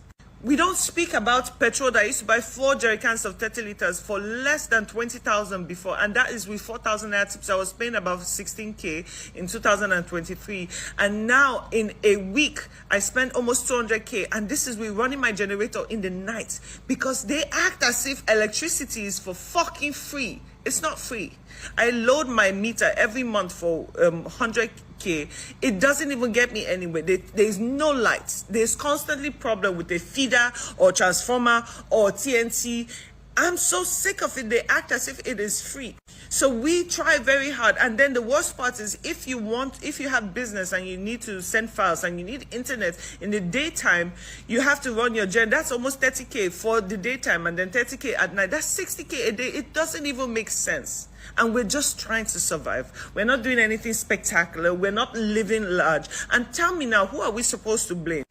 I went from buying my hair product in 2019 December for 2,500 for hair oil. Now that same hair oil in 2025 is 26,000 naira for one hair oil. Let's not talk about eggs that used to be 800 naira per crate. Now is 6,500 or more. In fact, the same eggs in places like Delis, which in fact, God bless the people that can afford to go there, is 19,000 a crate of egg. Which, how? Everyone is shutting down. Everyone is shutting up because we are so terrified that, oh, if we come out to say something, we are going to be sanctioned for freedom of speech. Remember, the government is for the people. The government is not supposed to be for themselves. They are not supposed to take over our whole lives and then leave us hanging. And then, yes, the truth is that a lot of people are still faking to be comfortable. Bro, how? I used to be able to buy a ticket for $1,000 something to go home. Now, if I want to go back to Romania, I'm spending for me and my daughter over $10,000, which is insane. This is without spending money. 10K should be able to help you have a good time in a place. You can't even do that anymore. And let's not talk about half of the things that break down on a daily basis. So even if you have a target budget for the month, oh, your osmosis broke, your water broke, the floor broke. Last Sunday, my floor flooded. You know how much money I had to spend just to fix that? We're not even talking like we used to be able to save money. You work 30 days a month, or how many days you work. Even on the weekends, you're still working. And then you come back home and you can't even save a dime to say, okay, this is for emergencies, because all that money is going back into society, and you tell us not to vex. Like, what the fuck are we even talking about? Because I am so irritated, and even I want to cry because it doesn't make sense. Tell me why me, without buying Gucci's or Prada's or even going to restaurants, is spending almost 3 million naira on just maintenance. Like, tell me, how is that even possible? And you're telling us that you will be whipping us with koboko, and we're not supposed to cry. We're just supposed to shut up and take it, because this is how. And what makes me angry is every single day you see them announcing, oh, we gave 7-point-something billion to this, we did this. No one is seeing the benefits of the money you guys are spending. The politicians are taking this money, taking it away from people. There's no infrastructure. The town really smells like shit. Like she said, even if you want to go take a walk, you cannot comfortably go take a walk in Lagos, because number one, you're scared somebody is going to rob you. Number two, it is hot as hell. Number three, there's nowhere to go. You took away landmark from us. The only place, tell me where you can even take a child to entertain her in this society. There's no beach anymore, except you're going to Ijaw, which is so far away, which by the time you consider the petrol you're going to use to get there and back, you're like, you know what, let's just stay home. The home is becoming suffocating, because, come on, you might have a gorgeous house, but there's nothing else to do. And then at the same time, you tell people, oh, don't keep your children too much on the internet. What else is there to do? There are no national parks for you to go to. There's no little walkway for you to pass that you would feel safe enough to go. Everywhere smells like shit, for real. How? The sewage is every corner you walk through Lagos. The sewages are green. How? And you tell us not to cry. There's nothing I hate in this life more than an APC person approaching me, I swear to God, because every time they open their mouths, they give me a reason to hate them more. They're like, yeah, but the government is doing great. The president is doing great. Great where? Where? We are suffering while you guys are flying in private jets, enjoying your lives to the max, spending money that we can't even talk about. And then on top of that, a few days ago, out of all the laws you could make, you're like, oh, we're going to ban pornography. How is that affecting you? How is that affecting you? I personally don't care about that, but with all this suffering going in this country, people want to believe they're stressed somehow, but they can't even do that right now, because you guys have turned it into something else where you've taken all the power, forgetting that the power is for the people. You've taken all our rights. What else do you want? You should as well just start killing people right now, because at the end of the day, what do you want from us though? And then another thing that people love to do is go on the internet and at least relieve that stress in some form of fashion. But no, MTN will mess you up. I load my phone with 20 gigs, which is 6.5 now, I think. Every 2 days, every day. The other week, I spent that same 20 gigs 3 times, and I didn't even get my data. So even the small relaxation we get to go on the internet, we can't even enjoy it no more, because you guys take everything. I don't think there's 10% of rich people in this country, and yet, oh God, you guys just take everything, and then you have the audacity to shut down someone that's called someone terrible. I wish someone would just call me terrible, because I won't even take offense to it. But come on. And people, like, the worst thing that could have happened to Nigeria is the last protest that happened. People were so scared because they intimidated us with guns and everything, so no one wanted to come out. But I think we are at that point where we need to step up and say, no, this is not like, I'm sorry, even in the days of slavery, people had to sacrifice certain people to stand up for the people, because if not, look at it. We are dying. There's no reason why someone is working almost 24 hours a day. You can't even sleep in cool air. And they tell you to shut up. They tell you to delete your videos because you don't have power. Like, come on, yo. I'm highly disappointed of Nigerian government because the Nigerian government were highly disappointed in them due to foreseen circumstances. Definitely, I'm one of those people who are proving people should die in coronavirus is more better than people should die in hungers. Hunger kills more than coronavirus because some people are less privileged. due to for circumstances that I said it, some people are less privileged, which they are based on daily pay, which are not even based on salaries. But our government thinks that the lockdown is the best solution to coronavirus, and proving it to an extent and to the levels of alacrity that if someone die in coronavirus, it's more efficient to die in longer. Because some people will be at indoor. There's no way to make. Thank you so much, Jerry Prof. There's no way to explain it to them that it's good to die in the house than to die in a coronavirus. That is some pretty rants, lady. Like, I just sat here like, she kept going and going and going and going. And you know what makes a rant original? Yeah? It's because that is a reality.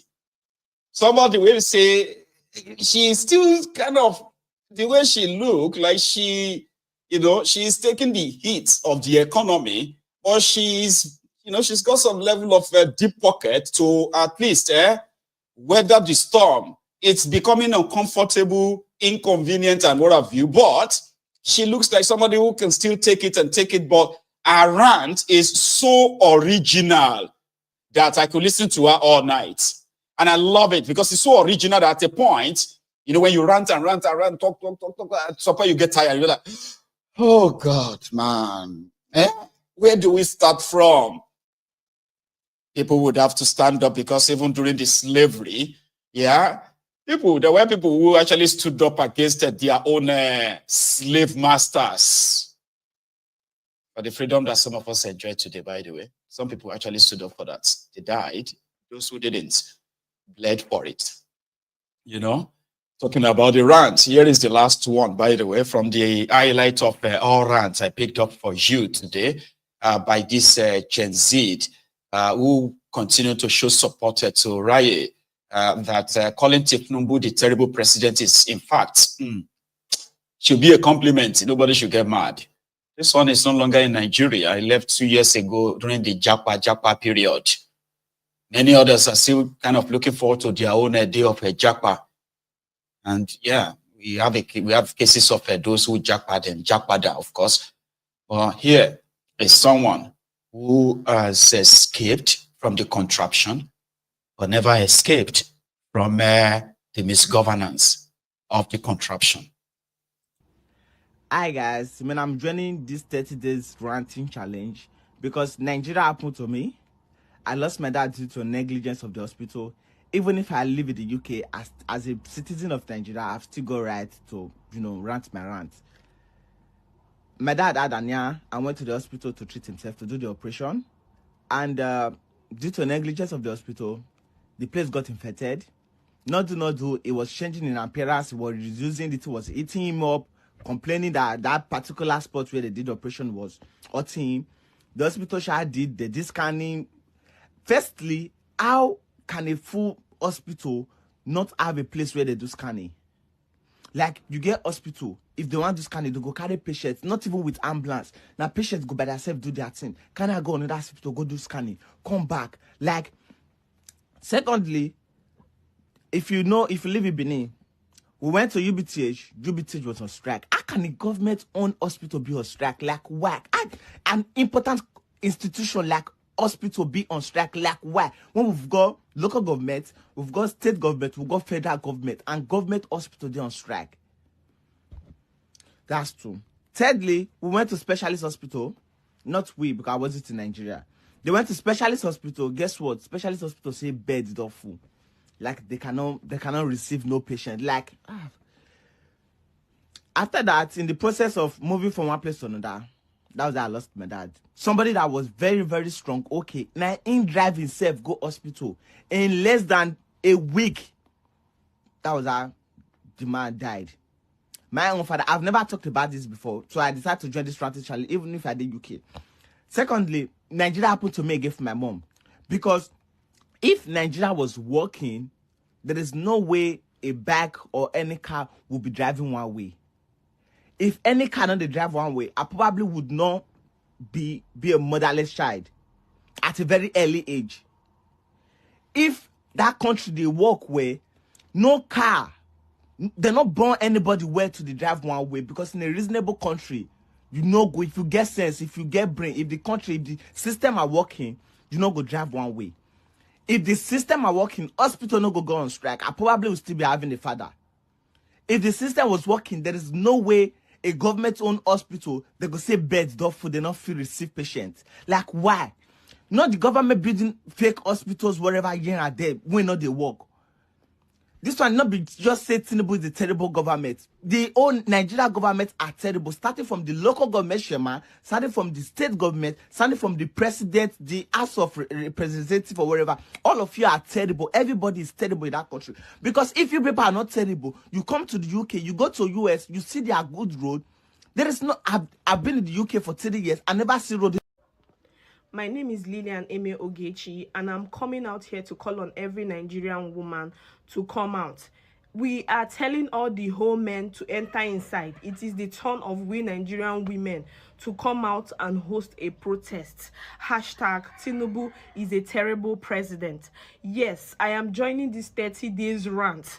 And after the rant, we are going for a protest. And I'm suggesting 4th of April or 1st of April. Every Nigerian woman should come out. Let us host a protest. We don't need the men. The men should back off. The women are the ones that are going to come out this time, and we are going to speak because we are tired. Yes, every Nigerian woman, I am challenging you today. Let us start something. We cannot keep quiet for long. We are not fools. They have used us enough. This is not about tribalism. This is not a tribalism thing. This is not an Igbo thing. This is not a Yoruba thing. This is not an Hausa thing. This is for every single Nigeria living in this country. If we don't talk, they are going to oppress us. And it seems like they are using the people who are supposed to be talking, they are not talking. These people have crippled everybody. So I'm challenging you, Nigerian women, today. If a Nigerian woman come out on the 1st of April 2025, we are hosting a nationwide protest titled Tinubu is a terrible president. Tinubu is a terrible president. Yes, we are tired. Hi guys, when I'm joining this everybody is tired.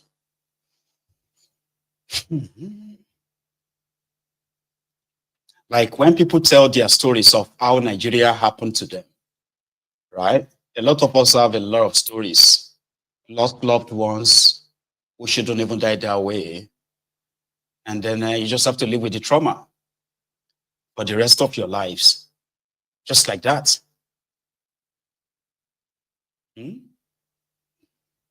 Anyway, let's go to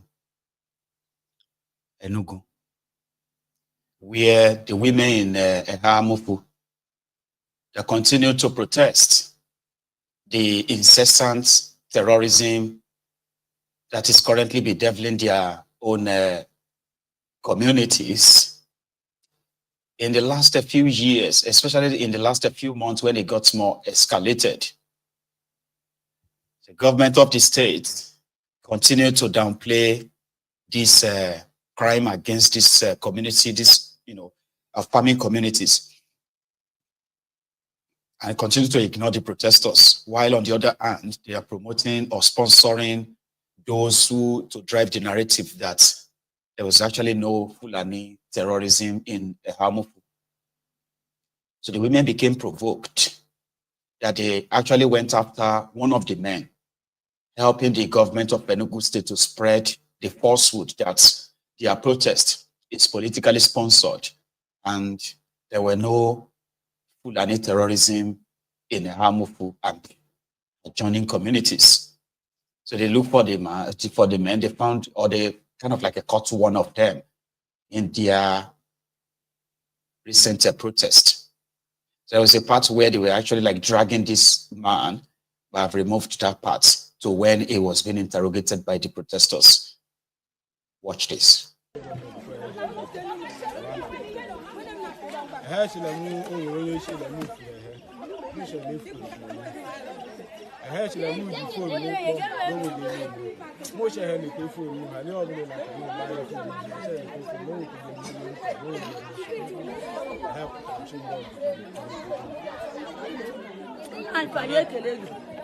Loshi amuti ikena lumjo goni nyarge mete kamera ishida gana goleke oboti dito butiditi kanyo no bashina anje ahunjo muregu na kata munu be alaka muge be kwenchi obro le mubu izi wo yin gboro wa gboge na ebe mu me sense furu mu wan lohu enya furu mu ta wa bandi eni yem kale ko ti digo lo ka ile pe go nwu ishi oye na abodo PG abu ni sha na bura anya furu anje na ile bi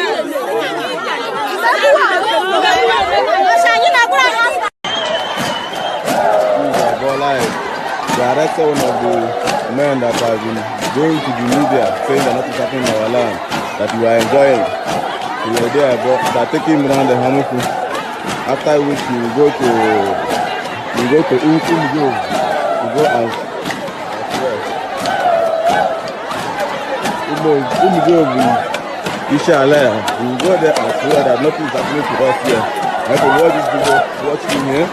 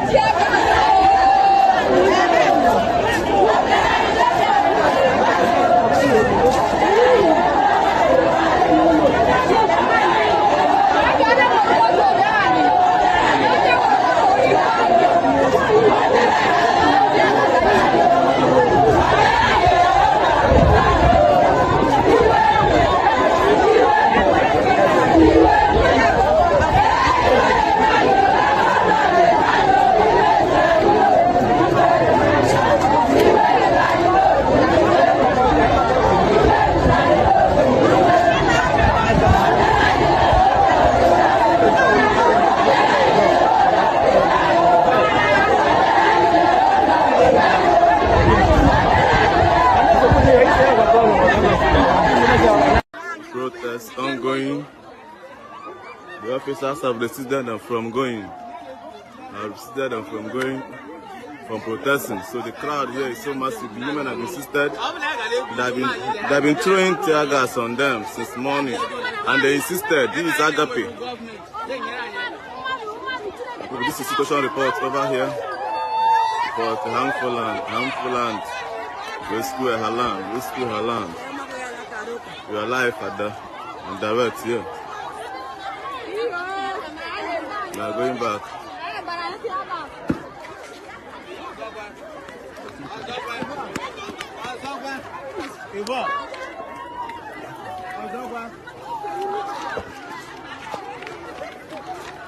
I see 20 tear gas.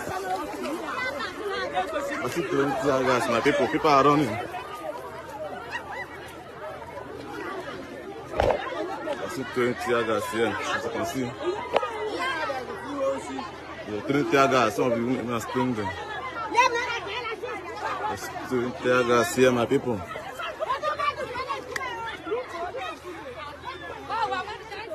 My people, I see throwing tear gas, dispersing the women here. Look at this one. Look at this one, pushing the women. Don't go hit the women for throwing stones on them. My people, let's this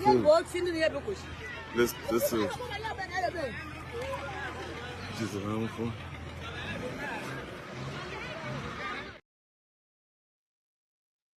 The people are suffering from the terrorism of the Fulani terrorists in their communities, and they have been protesting for weeks now, where they have been recounting their ordeals, including those who have been raped and those who have been killed. A young man got buried just last week. He's the only son of his mother, who is also a widow. His father was killed on his farm just about 2 years ago by this same Fulani terrorist.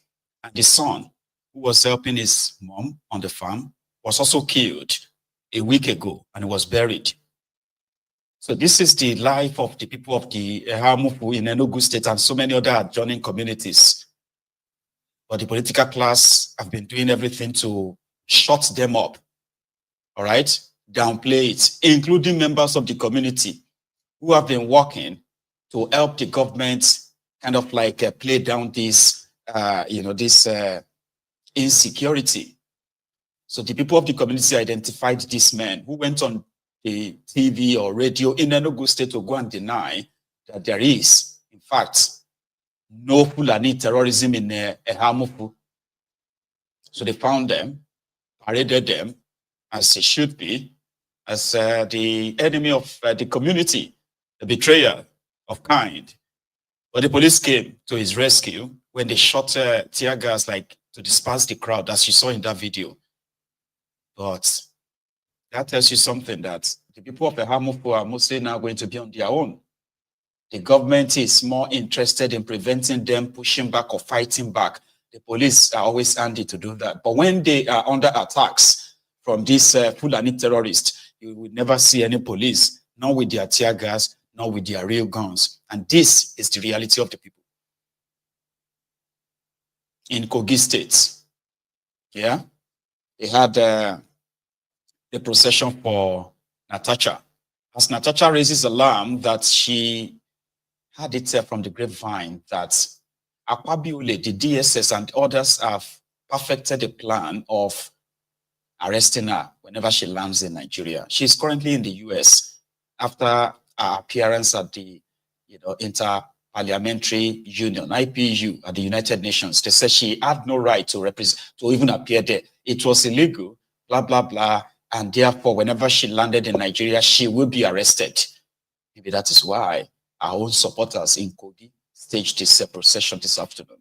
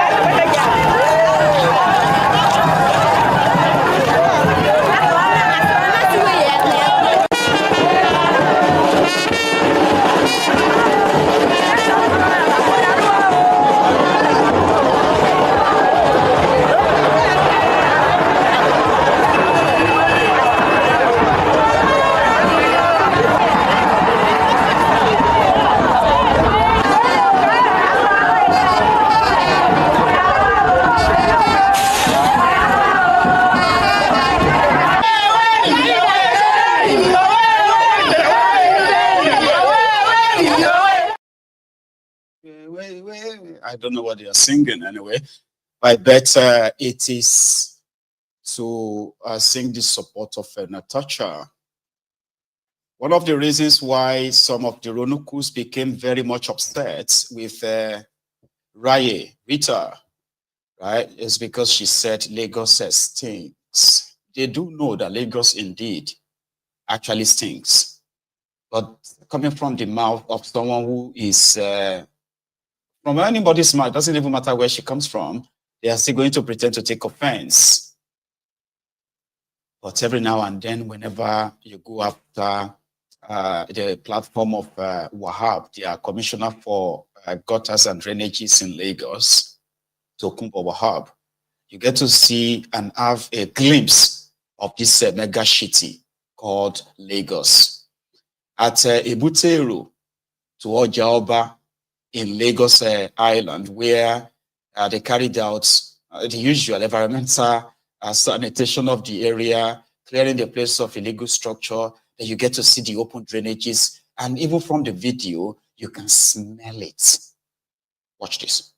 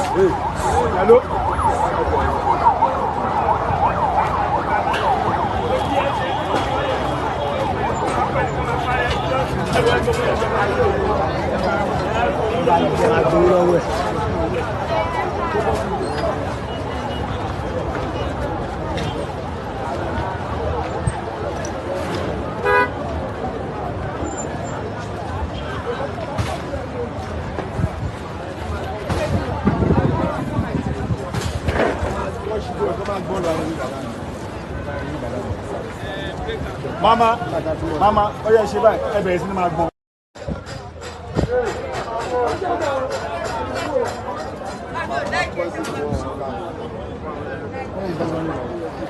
One give me my apple. One down. Okay, one down.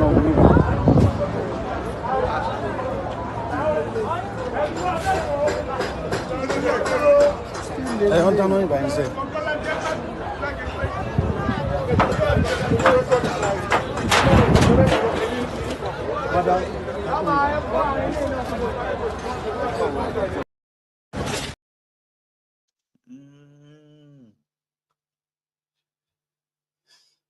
You can smell the entire place even via the video. So the young lady didn't lie.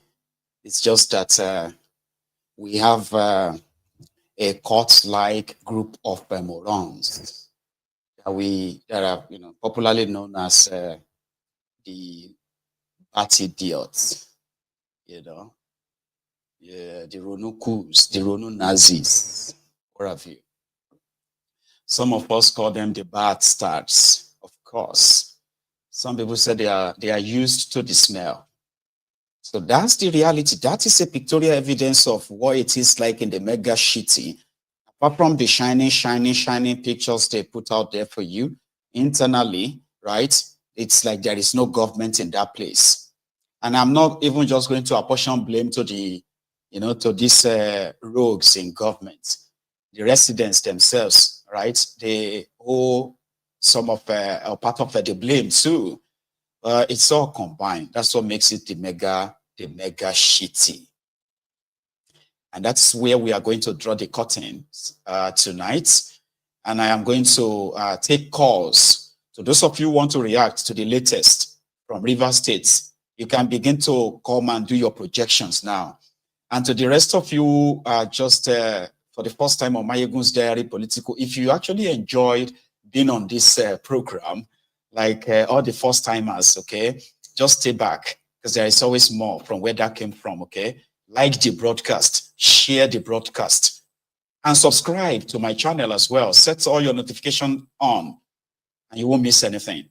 There is a number on the screen for those who might want to call in and contribute. Use it. It is a WhatsApp only call, by the way. And to others, yeah, this, I'm gonna, I think I need to put something up. This is, buy me a coffee for those of you who are asking how to kind of support Mayegun. You can buy me as many cup of coffee as you can afford. 1, 2, 3, 100. So what you have to do is that if you take out your phone, turn the camera on and put the camera just before the screen of your phone device or your TV. Scan it, follow the link, and that's how you can buy me a coffee. There's also a PayPal link on the screen. Use that too if that works for you. But the most important thing is that just make sure that you like the broadcast. That is golden. And then if you want to be part of this chat, again, remember, just pick up your phone and call in. And that will be when I come back from this break. Don't go anywhere yet.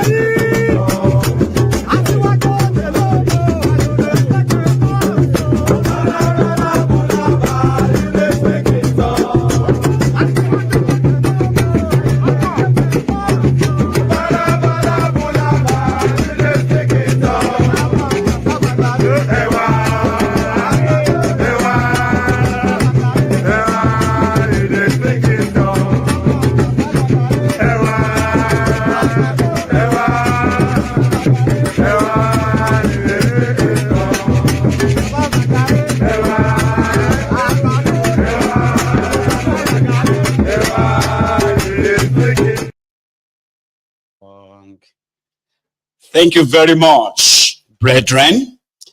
And indeed, we have our first call this evening. And that's going to be this, my brother here. All hail Biafra, all hail Oduduwa. Sir.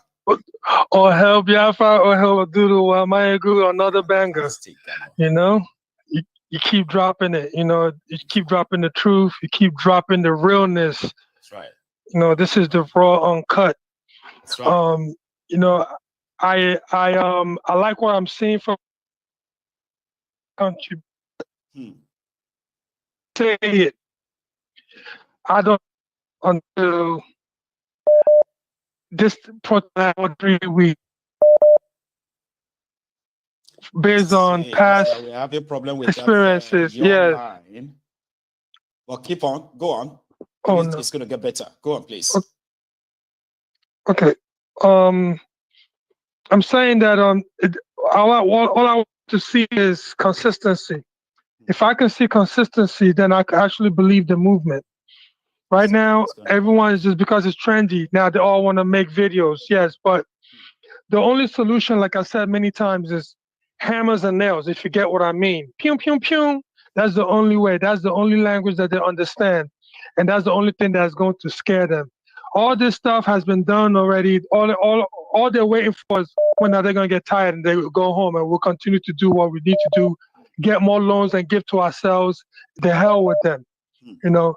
So until they start making something, at least go on for 3 weeks or longer. It's as well. Yes. I get that.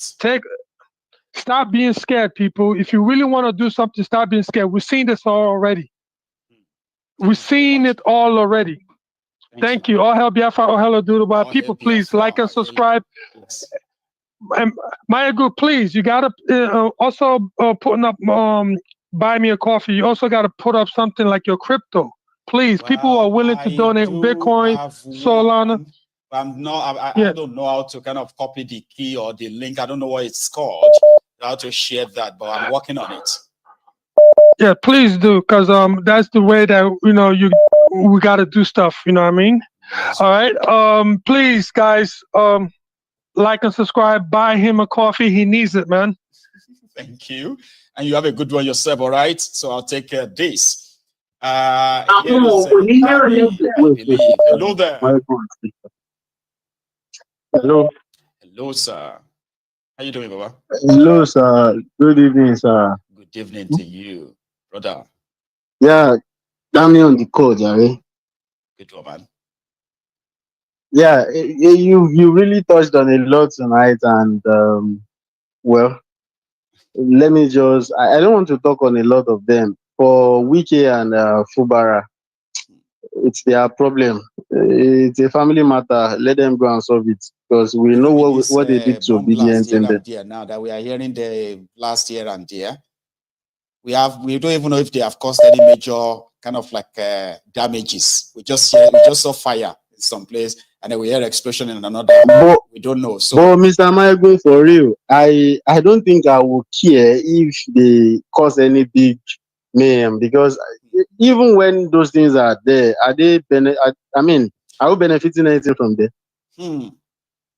So I beg, if whatever destruction those people want to cause, if that will cause the start of anything that would, trigger Nigerians and make them act the right way, at this point, I wouldn't care. I mean, let's cut everything to Yoruba Mani.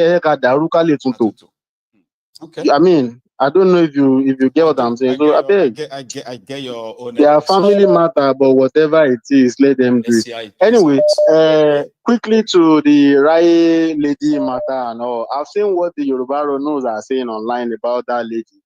I want to tell them that they are stupid, and I'm a Yoruba person. But today, I will give you a geography of how Lagos is thinking. If you know Lagos very well, please just follow me from Bega to VI. I'll tell you the spots that you will get through, that they have their different odors. When you get to Bega, you turn just follow me, sir. Okay. When you get to Bega, under that roundabout, that place where there is this statue with big L, before you turn to Express or up there. Right. No, that's not it. Right? That Bega roundabout, there is this statue, one Bigfoot statue. That place stinks well. Then when you now connect with the Express, like you are going to VI, you see that what's it called? Overhead bridge that people pass on the Bega area, go itself. Right. Although now they have Kai people there. Before, it was a hell of a place. A lot of people shitting and defecating on the divider in that place. So does that mean that all those you are taking us through Oworo now? Is that where you are going through to? No. We have not even gotten to Oworo. We are in Bega like this. Under bridge Bega, smelling. Then on bridge, those LT people do park, all these garage, all these touts and all. Yeah. They pee, they do all sorts of things there, smelly. The divider, the road divider between those that are coming and those that are going, they have turned that place to toilet recently, where they started cleaning and they said they should not place thinks like anything. Now let's from beggar to Otedola. You see that Otedola zone? He thinks like anything. Now let's leave that place. Let's get to Ojota. You see that sense? Oh my goodness. It thinks like anything because there is drama in that place and there is always this big heap of yes, there is this big heap of debris. Now let's move from there. Let's go to Alakpere. Jesus is Lord. These things. Let's move to Alakpere and go to Olokomeji before Yanoworo. That place makes like hell. Let's leave Olokomeji and get to Yanoworo. In fact, forget Yanoworo. That's a word, a smelly word. Yeah. Okay, now let's enter Milan Bridge. If you drive 500 meters into third mainland bridge, any station in that, I don't know whatever they are burning in that place. You will smell burning sensation in that place. Now, if you continue, before you get energy, there is this, I don't know, is it called Makoko or what's that small hut underwater there? That area. That area, you cannot pass that place without perceiving any smell. Now let's leave that place. Let's get to Adeniji. Immediately after Adeniji, if you get to Ilubiri, there's one estate there called Oh.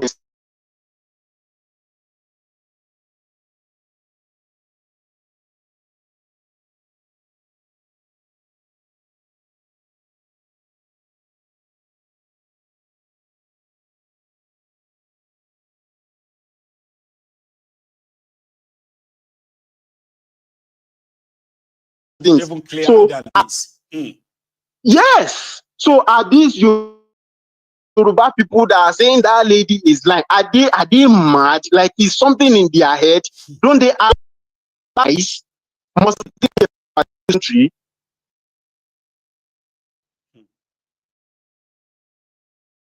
These are obvious things. Why are you?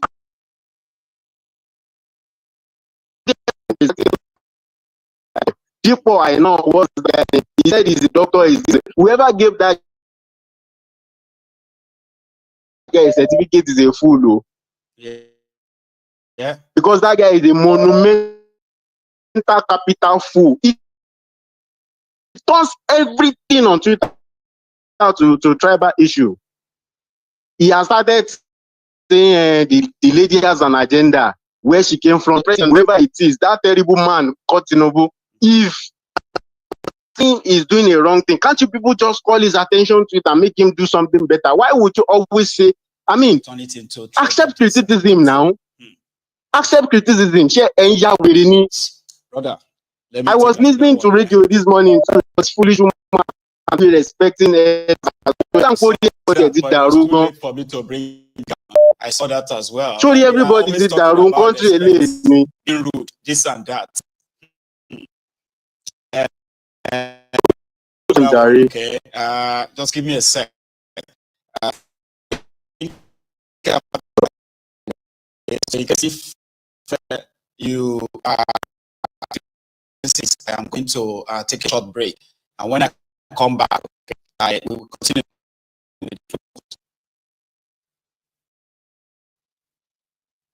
I don't read social media anymore. They abuse the hell out of me. If I read it, I get high blood pressure. I get angry. I don't read it.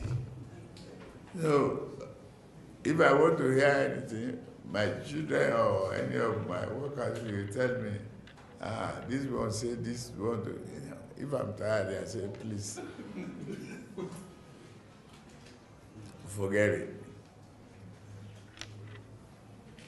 I don't read social media anymore. They abuse hell out of me. If I read it, I get high blood pressure. I get angry. I don't read it. So, if I want to hear anything, my children or any of my workers will tell me, this one say this one. If I'm tired, I say, please, forget it. I don't read social media anymore. Really sorry about that, okay? So I was having this system freeze simply because of the Google app that we had to use during that call. I think we are back now. Here is another caller. Every general. Hello. Hello, my general. Hello, sir. How are you, Baba? Fine. This is Ade from Korea. Hey, Mr. Ade from Korea, South Korea, Wabi. Yes. Fantastic. It's been a while, sir. How you doing? Oh, I'm fine. Are you? Well, very well. Thanks for asking. You know, I've been holding forth, by the way. Thanks so much for calling in. Yeah. So please, go ahead, sir. Okay. Let me start with the issue of Fubara. You know, there was a time this week, I think he gave houses to all these justices. Yes. Gave them a lot of things. So this thing they've planned this thing on ground already. So there's no way out for Fubara right from time. That was when I knew he can't escape this. That's number one. Number two, Tinubu needs that next second term. So he's ready to do anything to satisfy anybody so that he can win. So he has to satisfy Wike. That's number one. Number two, the last time we were talking about the issue of Natasha, suddenly Senator Remi Tinubu came on TV to say something negative about Natasha. She has to say that just because she has to satisfy Akpabio for her husband to have the second term. So like you always say that we always pray that Nigeria should not happen to anybody. That is it. If they should kill anybody today from the north, they have to support the north to have the second term. The same thing you see Sheyi going up and down. Here today in Yobe, tomorrow in another place, just to satisfy them, just for the second term. That's number one. So there's nothing anybody can do about that river case. So Tinubu has to give support to Wike. It's a foregone issue. Yeah, you can. Because I have not seen anything happening in River for him to now come out to say he declare emergency there. No. I mean, that's the legality people are talking about. That there's no crisis. There's nothing like nothing really is happening to warrant you sacking the governor. That is what we requested from They are doing that to prevent any breakdown of law and order. Oh, that is what we wanted. He has gotten the power already. So concerning the NYSC girl, yes, sir. Mike, each time you tell us to contribute money to help some people in Nigeria, the same people, especially in Yoruba land, these are the same people coming out for that girl. I know. And it's not even Yoruba generally. We can say there's some people on payroll of APC. You understand? Yes. All this Ronuku, they are there. They are standby. They pay them maybe 10,000 every month, and they're happy about it. So whenever there's issue, they're always coming out. But what I don't like is that there are some Yorubas who are very educated. They just see they will not come out. They don't want to do anything. Maybe they are scared. I don't understand. And it's affecting us. Look at Philippines. Something happens to their ex-president. I think you can see the news online, right? Yep. Their ex-president. Just like because when they elected the man then, before the man came to power, he promised them that he's going to clear all this druggy. They have all this druggy in Philippines then. What is his name again? Duante or Duterte or something like that? Yes. And when he came to power then, he cleared all these people. You understand? Now they now arrested him for the same thing that happened in Philippines because he cleared all of them. Yep. He cleared all of them for his people. Now look at these people everywhere on the street. They abandon their work in all countries. Philippines, they are marching back home to support their ex-president. You can see everything online. Even in Korea here, everywhere, in the state, everywhere, they are marching. But Nigeria cannot do such. They keep on sitting at home. That there are people in abroad, they will keep supporting them. How? They have to come out. If they're not ready to come out, then let them sit down and enjoy it. We can't kill ourselves for anybody. Sade, thank you so much for calling. You have to come out. If not, thank you, Mayegu. That's my case. God bless you. Stay safe over there, man. Here, it's another caller on the line. Hello. Hello, Mayegu. Hello, sir. Good morning. Good morning. This is Paul from India. Yes, Mayegu. Good morning. Good. I mean, good to hear from you, and good morning to you as well. How you doing? And how is I'm India fine. today? We thank God, Mayegu. India is fine. Please. Yeah. Well, Mayegu, I just wanted to make a quick point because I read the comment in the comment section where someone was talking about that guy that mentioned the churches when you were playing the rant. Yeah, the one that said why the supposed church leaders not saying anything. Yeah, exactly. The person's name is Benjamin. So some people take that from the church personally because he also mentioned the church, I mean the mosque too, that the Islamic also are not talking. Exactly. Oh, go ahead. Benjamin Lassie, if you are listening to me, I don't know if your name would probably tag you as a Christian. If you are listening to my voice, you are meant, if you are a Christian, you know, sometimes, like me personally, I can tolerate human foolishness. But when you are now spiritually foolish, it takes it to another level entirely. When he was talking about which church did Jesus Christ leave for you to attend? Tell me the name of the church that Jesus mentioned in the Bible that you should attend. I don't know why when people, the Bible has been translated to over 3,000 languages. Try counting 3,000 on your fingers. Over 3,000 languages, and still some of us refuse. Some of us that are Christian refuse to take that book and study it in the spirit and understand interpretations. You let foolish men that bleed like you, men that bleed like you, that have no sense of understanding of the word of God, to turn the religion upside down, inside out, and preach no absolute trash to you. Where in the Bible did Jesus Christ say we cannot challenge the government? We don't have to be interested in what is happening in the government. Or you'll be praying for the government. Jesus Christ even encouraged us to pay tax. Are you people crazy? Must be. Jesus Christ encouraged us to even pay tax.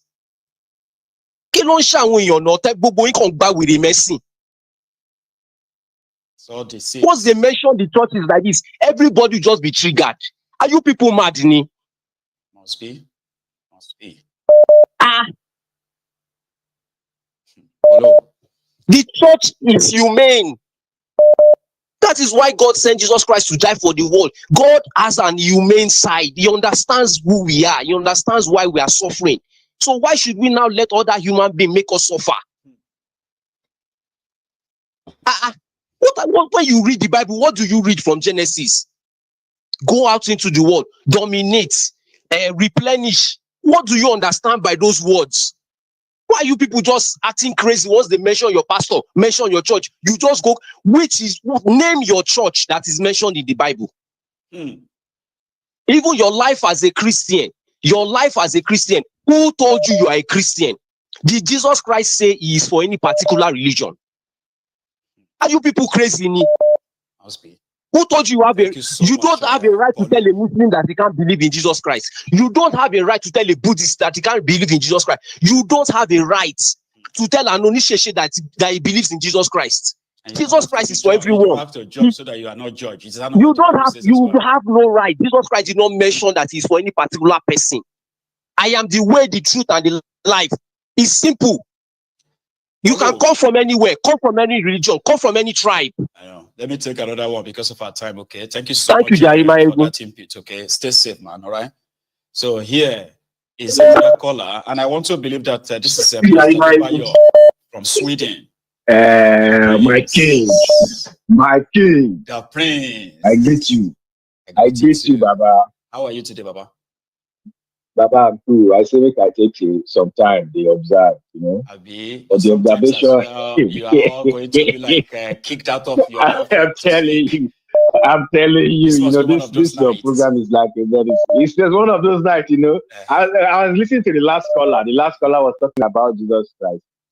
I beg, which of the Jesus Christ? Is it the yellow one or the black one? Because me, I don't tire for religion. So why I like his analogy. Who know better to answer? Yes, exactly. I like his analogy, but as an African, I'm beginning to wonder: what are we originally? So I don't want to go to that direction because make the Bible the bring food for table for people for Nigeria. With all the religion in Nigeria is still a mess. It is. So I don't want to even hear religion. I know they hear them again because what are we?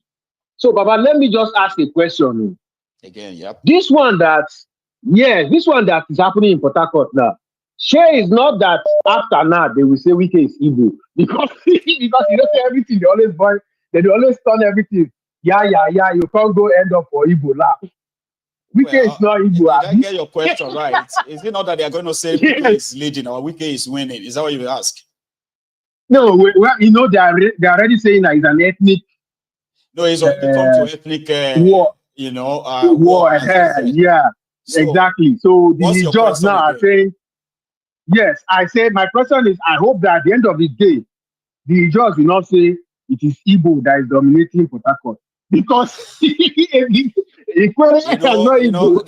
Nigerian thing. Nigeria is a Nigerian thing. Nigeria has one single problem, and it is Igbo problem. So at the end of the day, somehow, some people are going to find ways of linking this to the Igbos. You are right. Yeah. I won't be surprised. But more people are wiser now. People are wiser now. All those things don't work on them as it used to be anymore. But yes, exactly. Your observation could be very right. Because as I said, the Igbos have been the one ruling the River State all this while. It is only the first time to be a governor. So yeah, they're going to find a way to link it to the Igbos. Just a matter of days. Start counting like 1, 2, 3, 4. And now they'll go find ways of linking it to the Igbo this and that. Of course, they will link it because they are still saying Ikwere now. So I didn't know that they have already started. So they'll stop saying Ikwere. I know. They will stop saying. Baba, I greet you. You can't be too wrong, because we know their modus operandi. We know their modus operandi. But it is well. We shall see. God will help us. Amen. But that state, Lagos, honestly speaking, this guy that was reading the map, Baba, there are more places. Have you gone to that Ojota? Baba, I wonder how people are living here. Have you ever seen any country in the world where they have a city and they have dumpster in the middle of the town, in the middle of the city? There's never anywhere in the world. Why is it so difficult for them to stop that Olusosun burning site? I don't know. In fact, that is supposed to be used to transmit electricity. That thing has been like that forever. Since I was a baby, before I was born, they've had it in that place. You know that this country here, they buy refuse from other countries to use to make electricity. They burn it. Baba, we dance well. I don't want to spoil my mood. No, I just enjoy it. I know. Thank you so much for coming in, Prince. Okay, let me. Too much. All right, bless you. Here is another caller. Hello there. Hello, sir. How are you going? Baba. Okay. I didn't even know I was already through. You are now, and everybody can hear you. So yeah, start again, please. Yeah. So unfortunately, I could not meet you in Houston. I would have loved to see you when you came to Houston, but I couldn't meet you. But that's for another day. Yes, sir. Yes. I promise you. We shall have another shot. And this time around, exactly. Well planned. So all of you also have your own personal plans. You can factor me into your plans once you are aware that I'll be around and where and when. So don't worry, we'll plan it better next time, sir. There's always going to be another No, time. not a problem. Not a problem. I had to go visit that shito country when you were in Houston. So that's what happened. Bless you, Baba. Anyway, now here we are. The latest happening again, sir. So first of all, I don't really want to talk about religion, but one of the previous caller was saying that Jesus did not really leave any religion. So I wanted to say Jesus left the Catholic Church because he did say to Peter, on this rock, I will build my church. Right. Yeah, so Jesus did say that on this rock, I will build my church to St. Peter. And that's how So most people probably don't know this. St. Peter the Rock. St. Peter was the first pope of the Catholic Church. Brilliant, sir. That's one episcopal clarity. Most people don't know that. So I just wanted to say that. But anyways, that's not the purpose of my calling. Right. So go on, sir. When you see what's going on with all these Yoruba Rono and all these people, Baba. I've always said I really prefer a restructured Nigeria. I don't really want a Yoruba nation because I don't want to be in one country with all these fools. Like you can imagine being in the same, sharing the same country with these characters that are now that are popping up. Esa, I mean, like since the time you have been on this earth, sir, right? You probably have seen worse. You've seen the good, the ugly, the bad, the ugly, and then the good, right? Have you ever seen Yoruba be so vulnerable that you have so much people that are presenting themselves as Yorubas and what they are pretending to be standing for out there? And for the first time in your life, have you ever felt so much like, oh my God, how did we sink this much? Have you ever seen anything like this before, where the Yorubas will throw caution in the wind and we will kind of go this way that we are seeing so far? Have you ever seen anything like that before? No, never. So if you say Buhari was the worst thing that happened to Nigeria, then Bulaba is the worst thing that happened to Yoruba land. Because I've never seen a set of people hell-bent in destroying whatever reputation Yorubas have always claimed. You know, that intelligence of Yorubas and class. Yorubas they have almost destroyed it. They have almost destroyed it. That Yorubas are supposed to be intelligent, smart, whatever, organized, getting things done, but not tribalistic. They have totally destroyed all their reputation. Here we are. And it is sad. Baba? It is sad. I thought I'm the only one who feels like that. Sure, you get, like we cannot deal, sure, you get, we can deal with people and say, I don't like this government. And the moment you feel like even your own people are suffering in that same system, you still speak up. So there was no reason for anybody to feel like if I criticize anyone, or if they criticize Tinubu, for example, then it's an attack on the Yorubas. Like from where to where? I don't understand, though. I don't just get it. So educated person will come up and say, criticizing Tinubu by others in Nigeria, where you have over 350 ethnic nationalities, or joint tribes and what have you. So somebody from your tribe is the president of all of them. And if they speak something about him, it is considered as an abuse, an attack on your own. Like, from where to where, Baba? I've never seen anything. I don't get it, though. I don't get it. I don't even know where that's coming from. And the sad part about it is this same Tinubu is not even doing anything for Yoruba people. He's just reaching his Lagos boys. You get? He's not even doing anything for Yoruba people. If you go to Yoruba, Yoruba every day. Just 20,000 naira. Here you get now something that people can say is because we are Yoruba. Here you get, we have Lagos, the seaport is there. So if you go to Yoruba land, this bag of rice everybody's talking about, now 20,000 naira the seller. If you go to Yoruba land there, if you can rent a house with just 100,000 naira, so cheap, everything is so great. Nothing like that, sir. No, so nothing like that. Nothing like that. Nothing like that. And the sad part about it is a lot of people are being killed in, people just focus on Lagos, but when you go to the internal Yoruba land, Fulani is killing people every day. It just does not get to the And we're news. just to swallow it Yeah. because Killing, kidnapping, every people every day. Nobody is saying anything about it. You go everywhere, like I told you, when you were in Houston, I was on that side of the planet. You see cows, Fulani everywhere in that Yoruba land. And people will tell you, don't go there or they can kidnap you there. People already know. Gone are the days when you are going to take your family from America, or this your younger family. I'm not talking about Kogi State or Kwara State. I'm not talking Kogi or Kwara State. To try that. Nope, you can't. You have to be careful. You have to be careful. So it's just unfortunate. So so like I said, yes, sir. Yeah, take another one. Take another one. Okay, we shall see.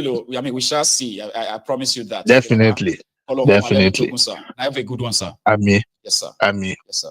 So I have another caller on the line, and I want to believe it is our own in-house accountant.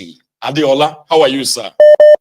I'm not an accountant too. Just put. But you have a good number. So when you come around with this your economic analysis, I said that's our okay. Should I call you an economist? I'm an economist here by training. Right. So I would probably I would just chip in. I don't think I want to long get anything tonight. Please. Maybe I'll be slightly satirical and say to you, Blamaigo, everybody on this platform, let us raise money, right?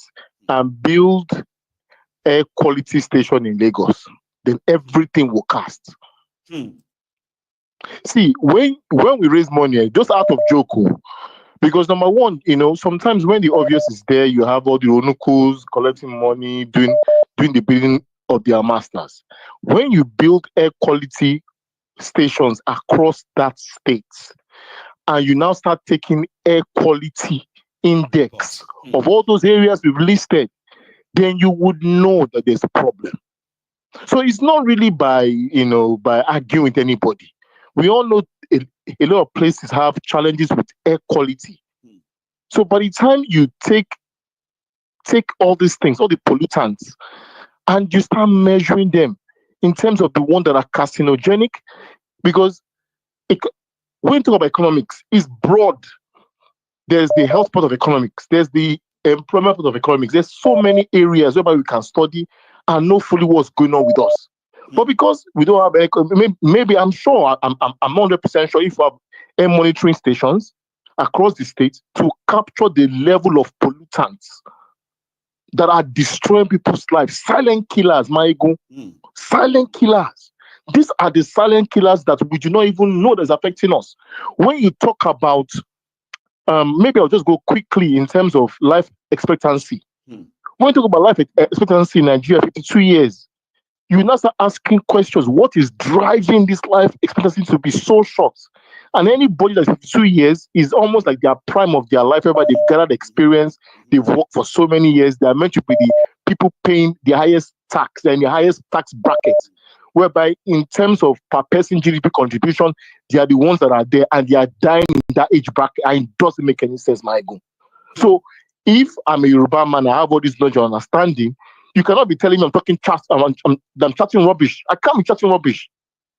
See, if people are observing the air quality is poor, even in the UK that we live, my ego, if they should open the lead on air quality in so many areas, people will not buy houses. The ones that are knowledgeable about air quality, people that are doctors. Even I read one article some years ago, a doctor that was going to buy a house about probably £1 million or something, and he got the air quality measured in that area, and he realized that almost CO2 day for that site. He didn't buy that house. He had to go and buy that house near a cul-de-sac that cost him extra $500,000, maybe paying 1.5 million for your house, whereby the air quality is better for his children and for himself. And this is in the UK.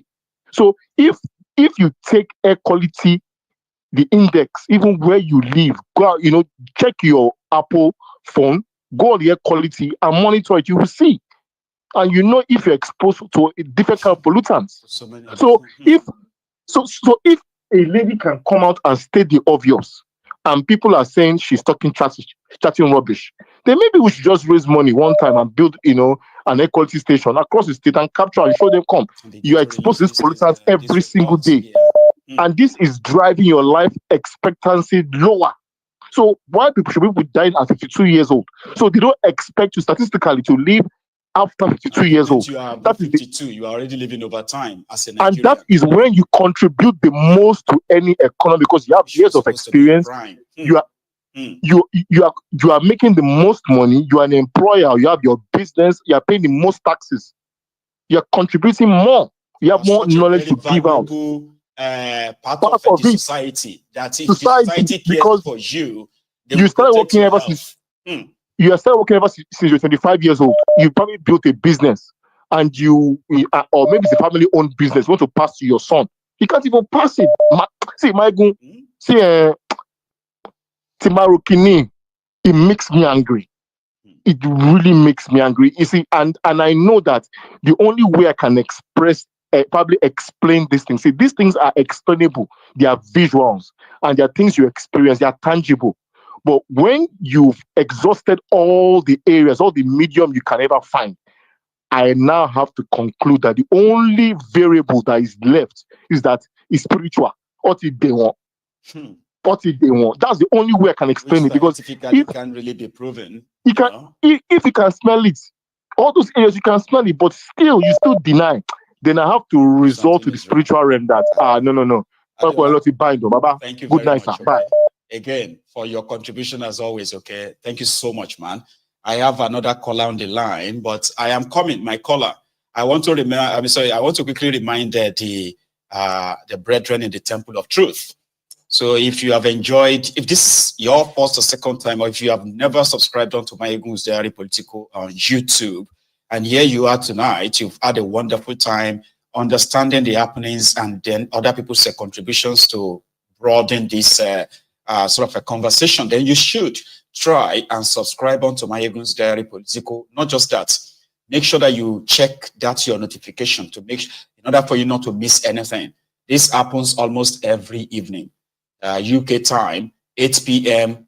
UK time, presently 9 p.m. Nigerian time, and of course, 3 p.m. American time, Houston, Texas time. And you can put it all like that, Shasha, you get. So the next couple of days, we are going to be on the same time with Nigeria. So therefore, set your notification on and you won't miss anything. If you haven't liked the broadcast so far, you should do that too before we wrap it up, because we are getting closer to the end of the program, slowly but surely. Okay. So here is the Prince Jejeman, representing IPOB for life. That is him. The Prince. Respect, Baba. How are you this evening, sir? Baba, I'm fine. Oh, you? I'm very well. You know, it's been an interesting evening, no doubt. And yeah, thanks for asking. Please, Prince Jejeman. We enjoy Tucano mic or Tucano bomba mic. Right. We enjoy you the Mr. Gates. A loud, clear. I'm telling you. You mean say the face the show, the voice the loud, and the shoe the shine. Everything on target. Well done, Baba. That's Prince Jejeman. Respect. Bless you, brother. Thank you so much. Baba, make you back me up before I talk. I say, make you give them rice. Yeah, electricity, no, they give them rice. Insecurity every day. Give them rice. Trillions and billions. I say the rice have no day again, oh. after the release of that your single, they have stopped distributing rice like they used to. I don't know what they're giving to them right now. I do Agbado, I did that. Agbado, I did the shit. Agbado, I did the shit. He was actually using that in one clip. And he just reminded me of that. So I'm going to use that to take what do you call it? I'm going to use that to take a short break. So should you, okay? 1 second, I'm coming back. The farmer will make more money.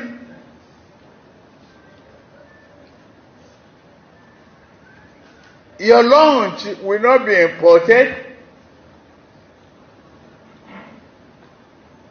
Cassava gari, yes. The farmers will make money. The dinner will be cassava by wire. Turn the so-called Yahoo boys to experts in manufacturing and creation of chips that intercept and all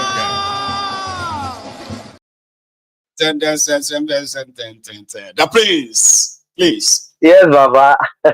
Your time. Wahala day. I know. You see, Baba, you don't say that this kind of kata kiti, na Tinubu do when they go, they run go for the Niger border. You know, when Niger revolution starts. I didn't want show force. I'm telling you, begin run. You say, oh yeah, you know, even the National Assembly, Senate, you leave them, carry army, carry walking stick. Oh yeah, move they go border. You understand? Now the same thing, that same thing. We ain't want go do for rivers now. I getting me because everything is about selfishness. Then they think, how will this thing affect the public? How will this thing affect life? You know, because if they carry soldier enter there now, know how. If soldier enter there, you know their way, then go keep people there. Go begin to brutalize. Yes, they go keep people there, they go rape there, nothing, they go put fire there, burn people house. Now they are in the normal trademark. Be that. I getting me. With you. But my ego, the thing that they see there, we say, you see all these things where the way they push up. This one I want to tell week this night, we say, one person no pick cook for public, make public no chop and finish. If public cook for you as an individual, one person, you know fit chop and finish, lie. This adage, you don't day from our grandpapa they come. And the adage don't day they come. So if in the drink ogogoro, if na whiskey I been a check when I in the drink with white powder where they smoke put on top. The thing when they find, he go still see him. Anyhow, anyway, he go still see him. You understand? I deal with you. And for Kolu, make you know say Obasanjo during the time of Obasanjo Abacha, where we say then carry army kata kiti. At the end of the day, still before they recover, I getting me. Now Nigeria matter they all throughout the whole world. Now satellite that Nigeria put satellite. I mean the whole world put satellite for Nigeria head. You know, so as they carry the matter, they go for River State. So, with you, I know say, do, no do. At the end of the day, God will give the people victory. Anyhow, anyway, God will give the people victory. Secondly, Baba, the person I want to talk, and I'm picking where can go this thing, you be. I don't know whether na kunu then give that guy a drink for you. I've been a kunu, I've been a brukutu. I've been a squishy, roller. Something sharp, no right, Sabi. You they talk about Sheyi. Sheyi where they debate. Talk now, where they do debate. My ego. No be somebody supposed to they hype you. I never see this kind of thing before. Where they say, now you go they hype yourself because Tinubu na Sheyi na Tinubu. I mean, no be so my ego. They keep coming now, so for another me. people. They keep coming for you. They keep coming for my father. They keep coming for my family. They keep coming for your father. And I want you to know something. My father is the best president in this country. I want you to know that my father has made economic policies that has benefited everybody in this country. And I want you to know that we will not. Well, Sheyi, calm down. When you do debates. Which kind of thing they say person go get high, they go roll Igbo berry for carry and give this guy for Yola. And they immediately see that in a debate, literally debating they attend. See, we gave iPad to people. We gave food, 20,000 boxes to poor people. And I want you to know something. That's about which level? What did they give this guy smoke? I have been asking myself too. Unfortunately, I haven't gotten any real answer. My ego, the one where the crack me dive is the way they say they share iPad. That's the one that said iPad where should when they use the play for Europe, yeah. iPad where they take the play. Now this guy they say they argue will give them iPad. This guy can't wait. So this governor is the shark. That is, they can't wait to grab that governor with leg and hand and head. Oh my God! Thank you so much. I beg, I make you give our people mic. I beg, pass the mic. God bless you. I'll go talk to Solo. Hello, sir. Can you hear me?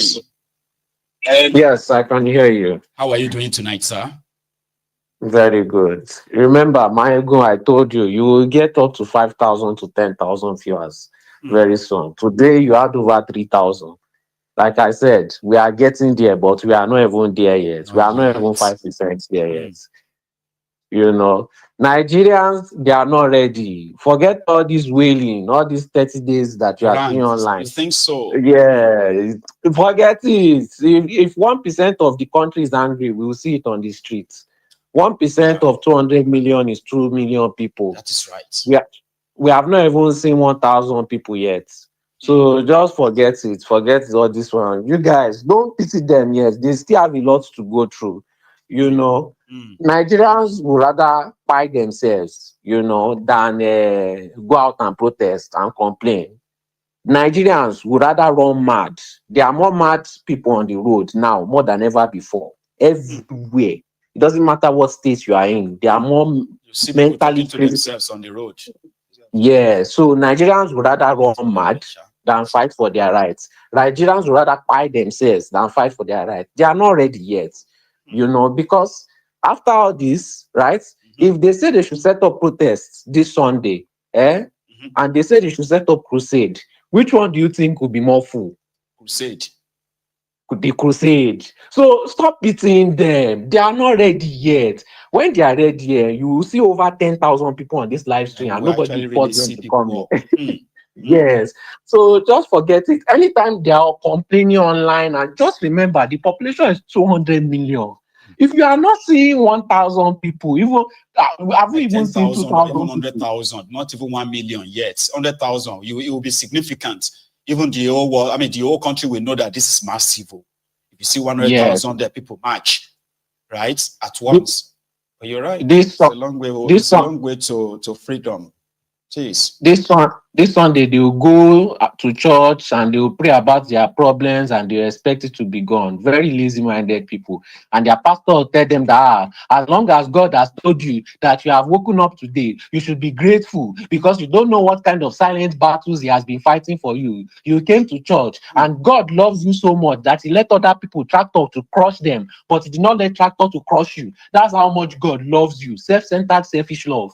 That's what they used to go and hear on. So they will not go and protest because their pastor will tell them not to protest, that everything will get better. They will come with their miracle scam every Sunday to renew people's hope. You know, it's renewed agenda.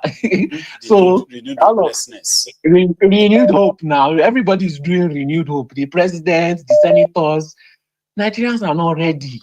You see, before that 2027 comes, that population, if they do census in Nigeria again, you will see that the population has drastically reduced. Millions of people will be wiped away silently. And Tinubu is still going to win that 2027 election. Thank you very much for your own contribution as well. And again, it is pure a clarion call on especially the people that resides in that place. Nobody is coming to save anybody. Like you said, if they are ready, we will know. Abi, we shall know. Nobody will tell us. Yes. God bless you, Baba. Yes. Let me take this. So I have another caller line. Yeah. Hello. Hello, sir. Hello, Maigu. Yes, sir. Yeah, I do. Yes. How you doing, Baba? So yeah, I'm fine. Fantastic. So sorry that it seems like we are talking over one another. So I'll let you have your own run, okay? Everybody can hear you right now, Baba. Please. You have the floor. Oh, okay. Because I was listening to a late broadcast from my hand here. I don't know why. It's like 30 seconds slow. I don't know why. I can imagine. Sorry about that. So it's like the middle. Yeah. Come on. I'm watching an old one. This can't be the new one. And here you are. Yes. So the guy was still talking when you picked. You not only that you catch up, you also made it through the contribution stage, which is what you are doing right now. So add your voice, Papa. Yes. Yeah. So I was so happy. That guy that spoke last was talking about the people are not ready, right? People supposed to come out for protests. Yeah, I was about to talk about that when the guy said that. So what happened is that I noticed that when Sanwo-Olu wanted to reintroduce the Lekki toll gate stuff, they want to reintroduce the collection of collection of there was so much. Yes.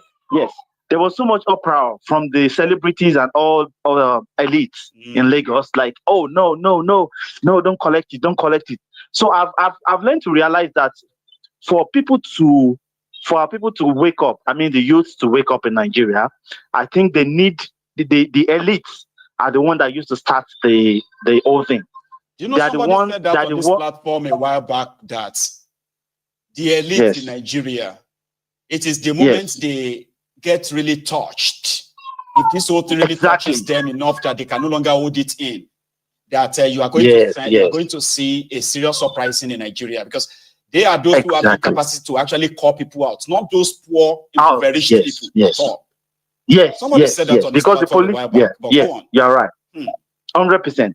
Yeah. So I'm just praying that they should start collecting that toll fee back because they said the Lagos Ibadan. They announced it that they want to start the new one, the new road they just constructed. I don't know when they're going to start, because I'm very sure of that one will cause people to come out for protest, because I mean they should have tried number of times to call protest, but we see less than 100 people, less than 200 people coming out.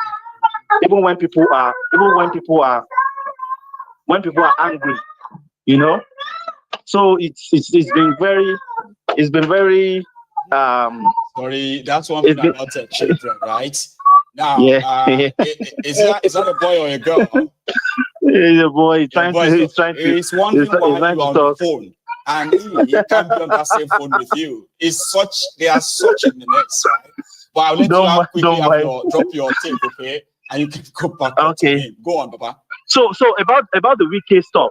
So Wike, I see a kind of a political interest in this. Right. Tinubu decided not to interfere because he knows what he's doing. He knows that at the end of the day, because Wike is somebody that you cannot control. Tinubu cannot control Wike in Rivers State, and the election is coming.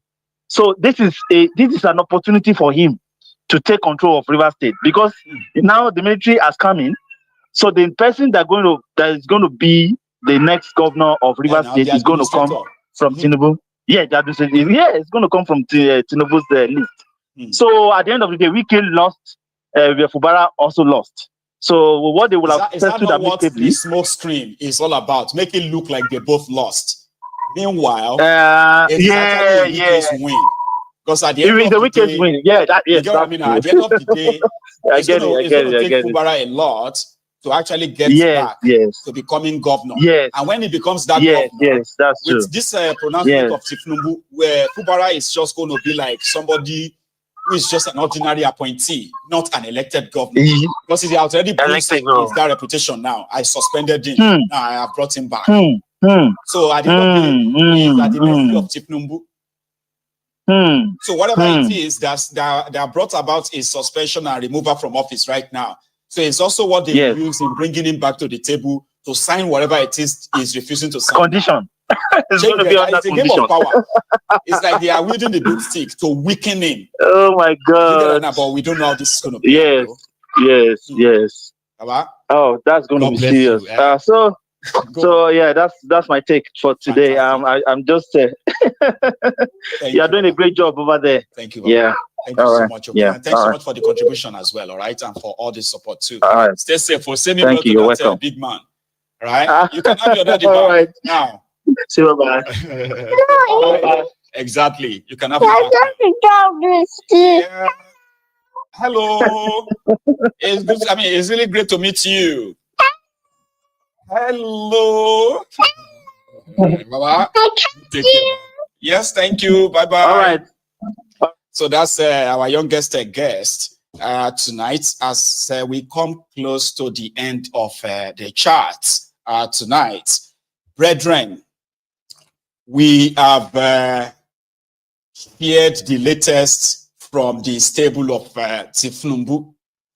This is the second time he's wielding his illegitimate power almost illegitimately.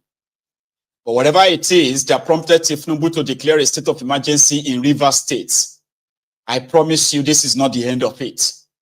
In fact, you have not even heard the end of it. So there will be reactions to follow in all of this.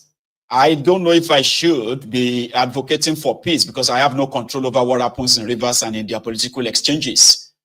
But somehow from my own vantage position, where we have always been championing and campaigning for the peaceful dissolution of this contraption, where people should be given the opportunity to decide if they still want to be part of this contraption or not, and under what conditions.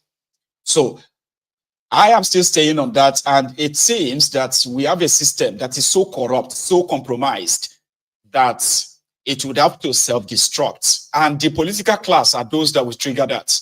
How far are they going to hold together this contraption? The way the APC, Ogba-Egbema, have been ruling and ruining ruthlessly. How long do you think they can hold it together? I don't know. But some say that it is not going to be much longer. Whatever it is, tomorrow is going to be another day. And you can bank on me that I will come back here with details of any update that you should know and be aware of. Tina, I got your message on PayPal. Thank you so much for your generosity. Similarly to every one of you who has been reaching out, supportive, I appreciate you. But the most important part is to make sure that, listen, before you leave the broadcaster tonight, just make sure that you don't leave with your offering, and that offering is liking the broadcast, sharing it, so that the next time, of course, you won't miss anything as well, okay? Thank you so much for your time. Enjoy the rest of your night or evening. And I'm going to see you some other time. Until then, Mokuna, stay safe and watch well. And don't stop watching my Mayegun as well. Good night.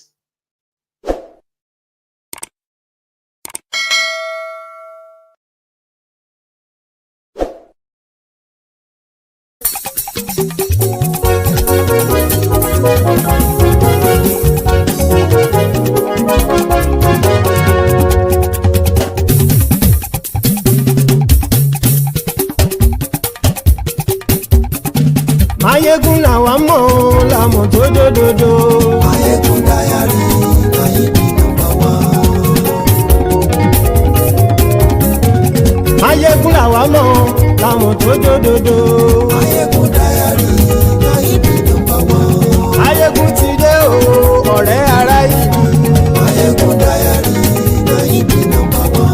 Lórí Facebook, lórí YouTube. Mayegun Diary Nayibi #1. Gbogbo bó ṣe ń lọ ni Mayegun já wa sí. Mayegun Diary Nayibi #1. Àṣírí ọ̀jẹ̀lú kì í bò níbẹ̀ o. Mayegun Diary Nayibi #1. Bó bá ṣe eré àní Mayegun máa wí. Mayegun Diary Nayibi #1. Ó sì tún ṣe eré wàá gbọ́ níbẹ̀ o. Mayegun Diary Nayibi #1. Mayegun Diary political. Mayegun Diary Nayibi #1. Godfatherism kò sí lọ́rọ̀ Mayegun. Mayegun Diary Nayibi #1. Ẹ farabalẹ̀ sẹ́ o kẹgọ́rọ̀ lẹ́nu o. Mayegun Diary Nayibi #1. Àní Mayegun làwa mọ̀ tó dòdòdò. Mayegun Diary Nayibi #1.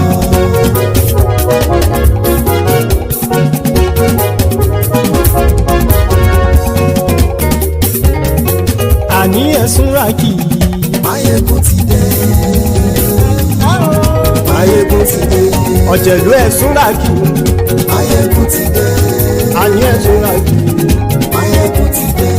lórí Facebook àní ẹ̀ súnra kì lórí YouTube àní ẹ̀ súnra kì bọ́ bàbá gbé wúrẹ́ àní ẹ̀ súnra kì ijó ìgbádìyẹ àní ẹ̀ súnra kì bí pẹ̀sìdó bá rúfin o àní ẹ̀ súnra kì bí gómìnà kówó jẹ àní ẹ̀ súnra kì ọlọ́pàá tí ń darí bá àní ẹ̀ súnra kì aṣòfin tí ń rúfin o àní ẹ̀ súnra kì òpùrọ́ olóṣèlú àní ẹ̀ súnra kì ọ̀jẹ̀lú ẹ̀ súnra kì àní ẹ̀ súnra kì.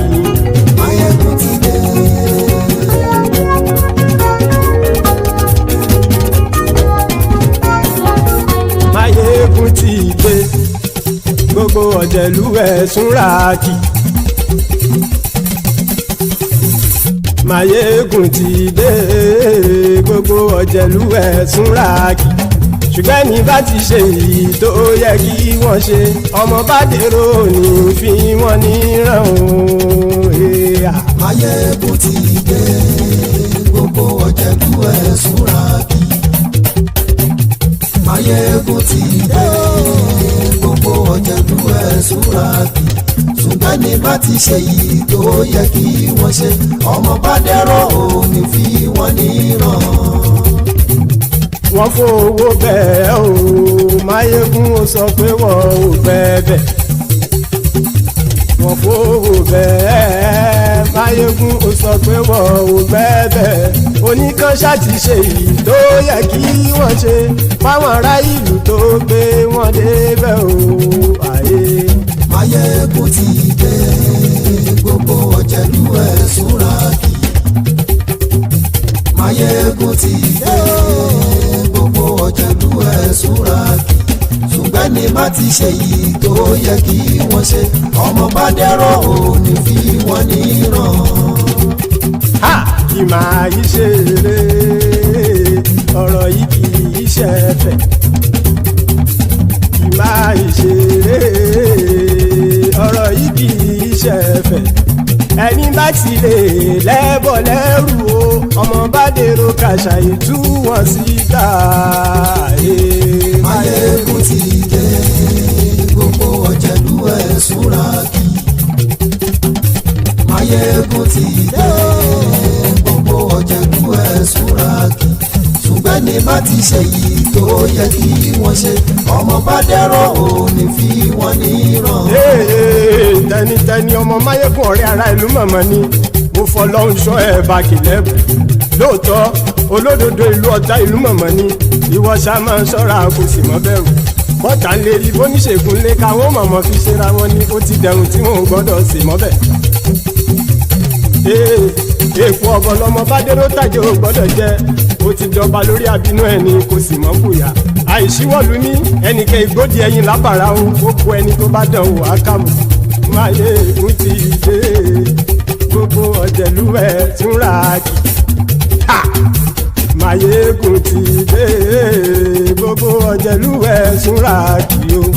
Ẹni bá ti ṣe yìí tó yẹ kí wọ́n ṣe ọmọ bá dèrò òní fi wọ́n níran o. Máyégún ti dé gbogbo ọ̀jẹ̀lú ẹ̀ súnra kì. Máyégún ti dé gbogbo ọ̀jẹ̀lú ẹ̀ súnra kì. Ṣùgbọ́n ní bá ti ṣe yìí tó yẹ kí wọ́n ṣe ọmọ bá dẹ́rọ̀ ò ní fi wọ́n níran.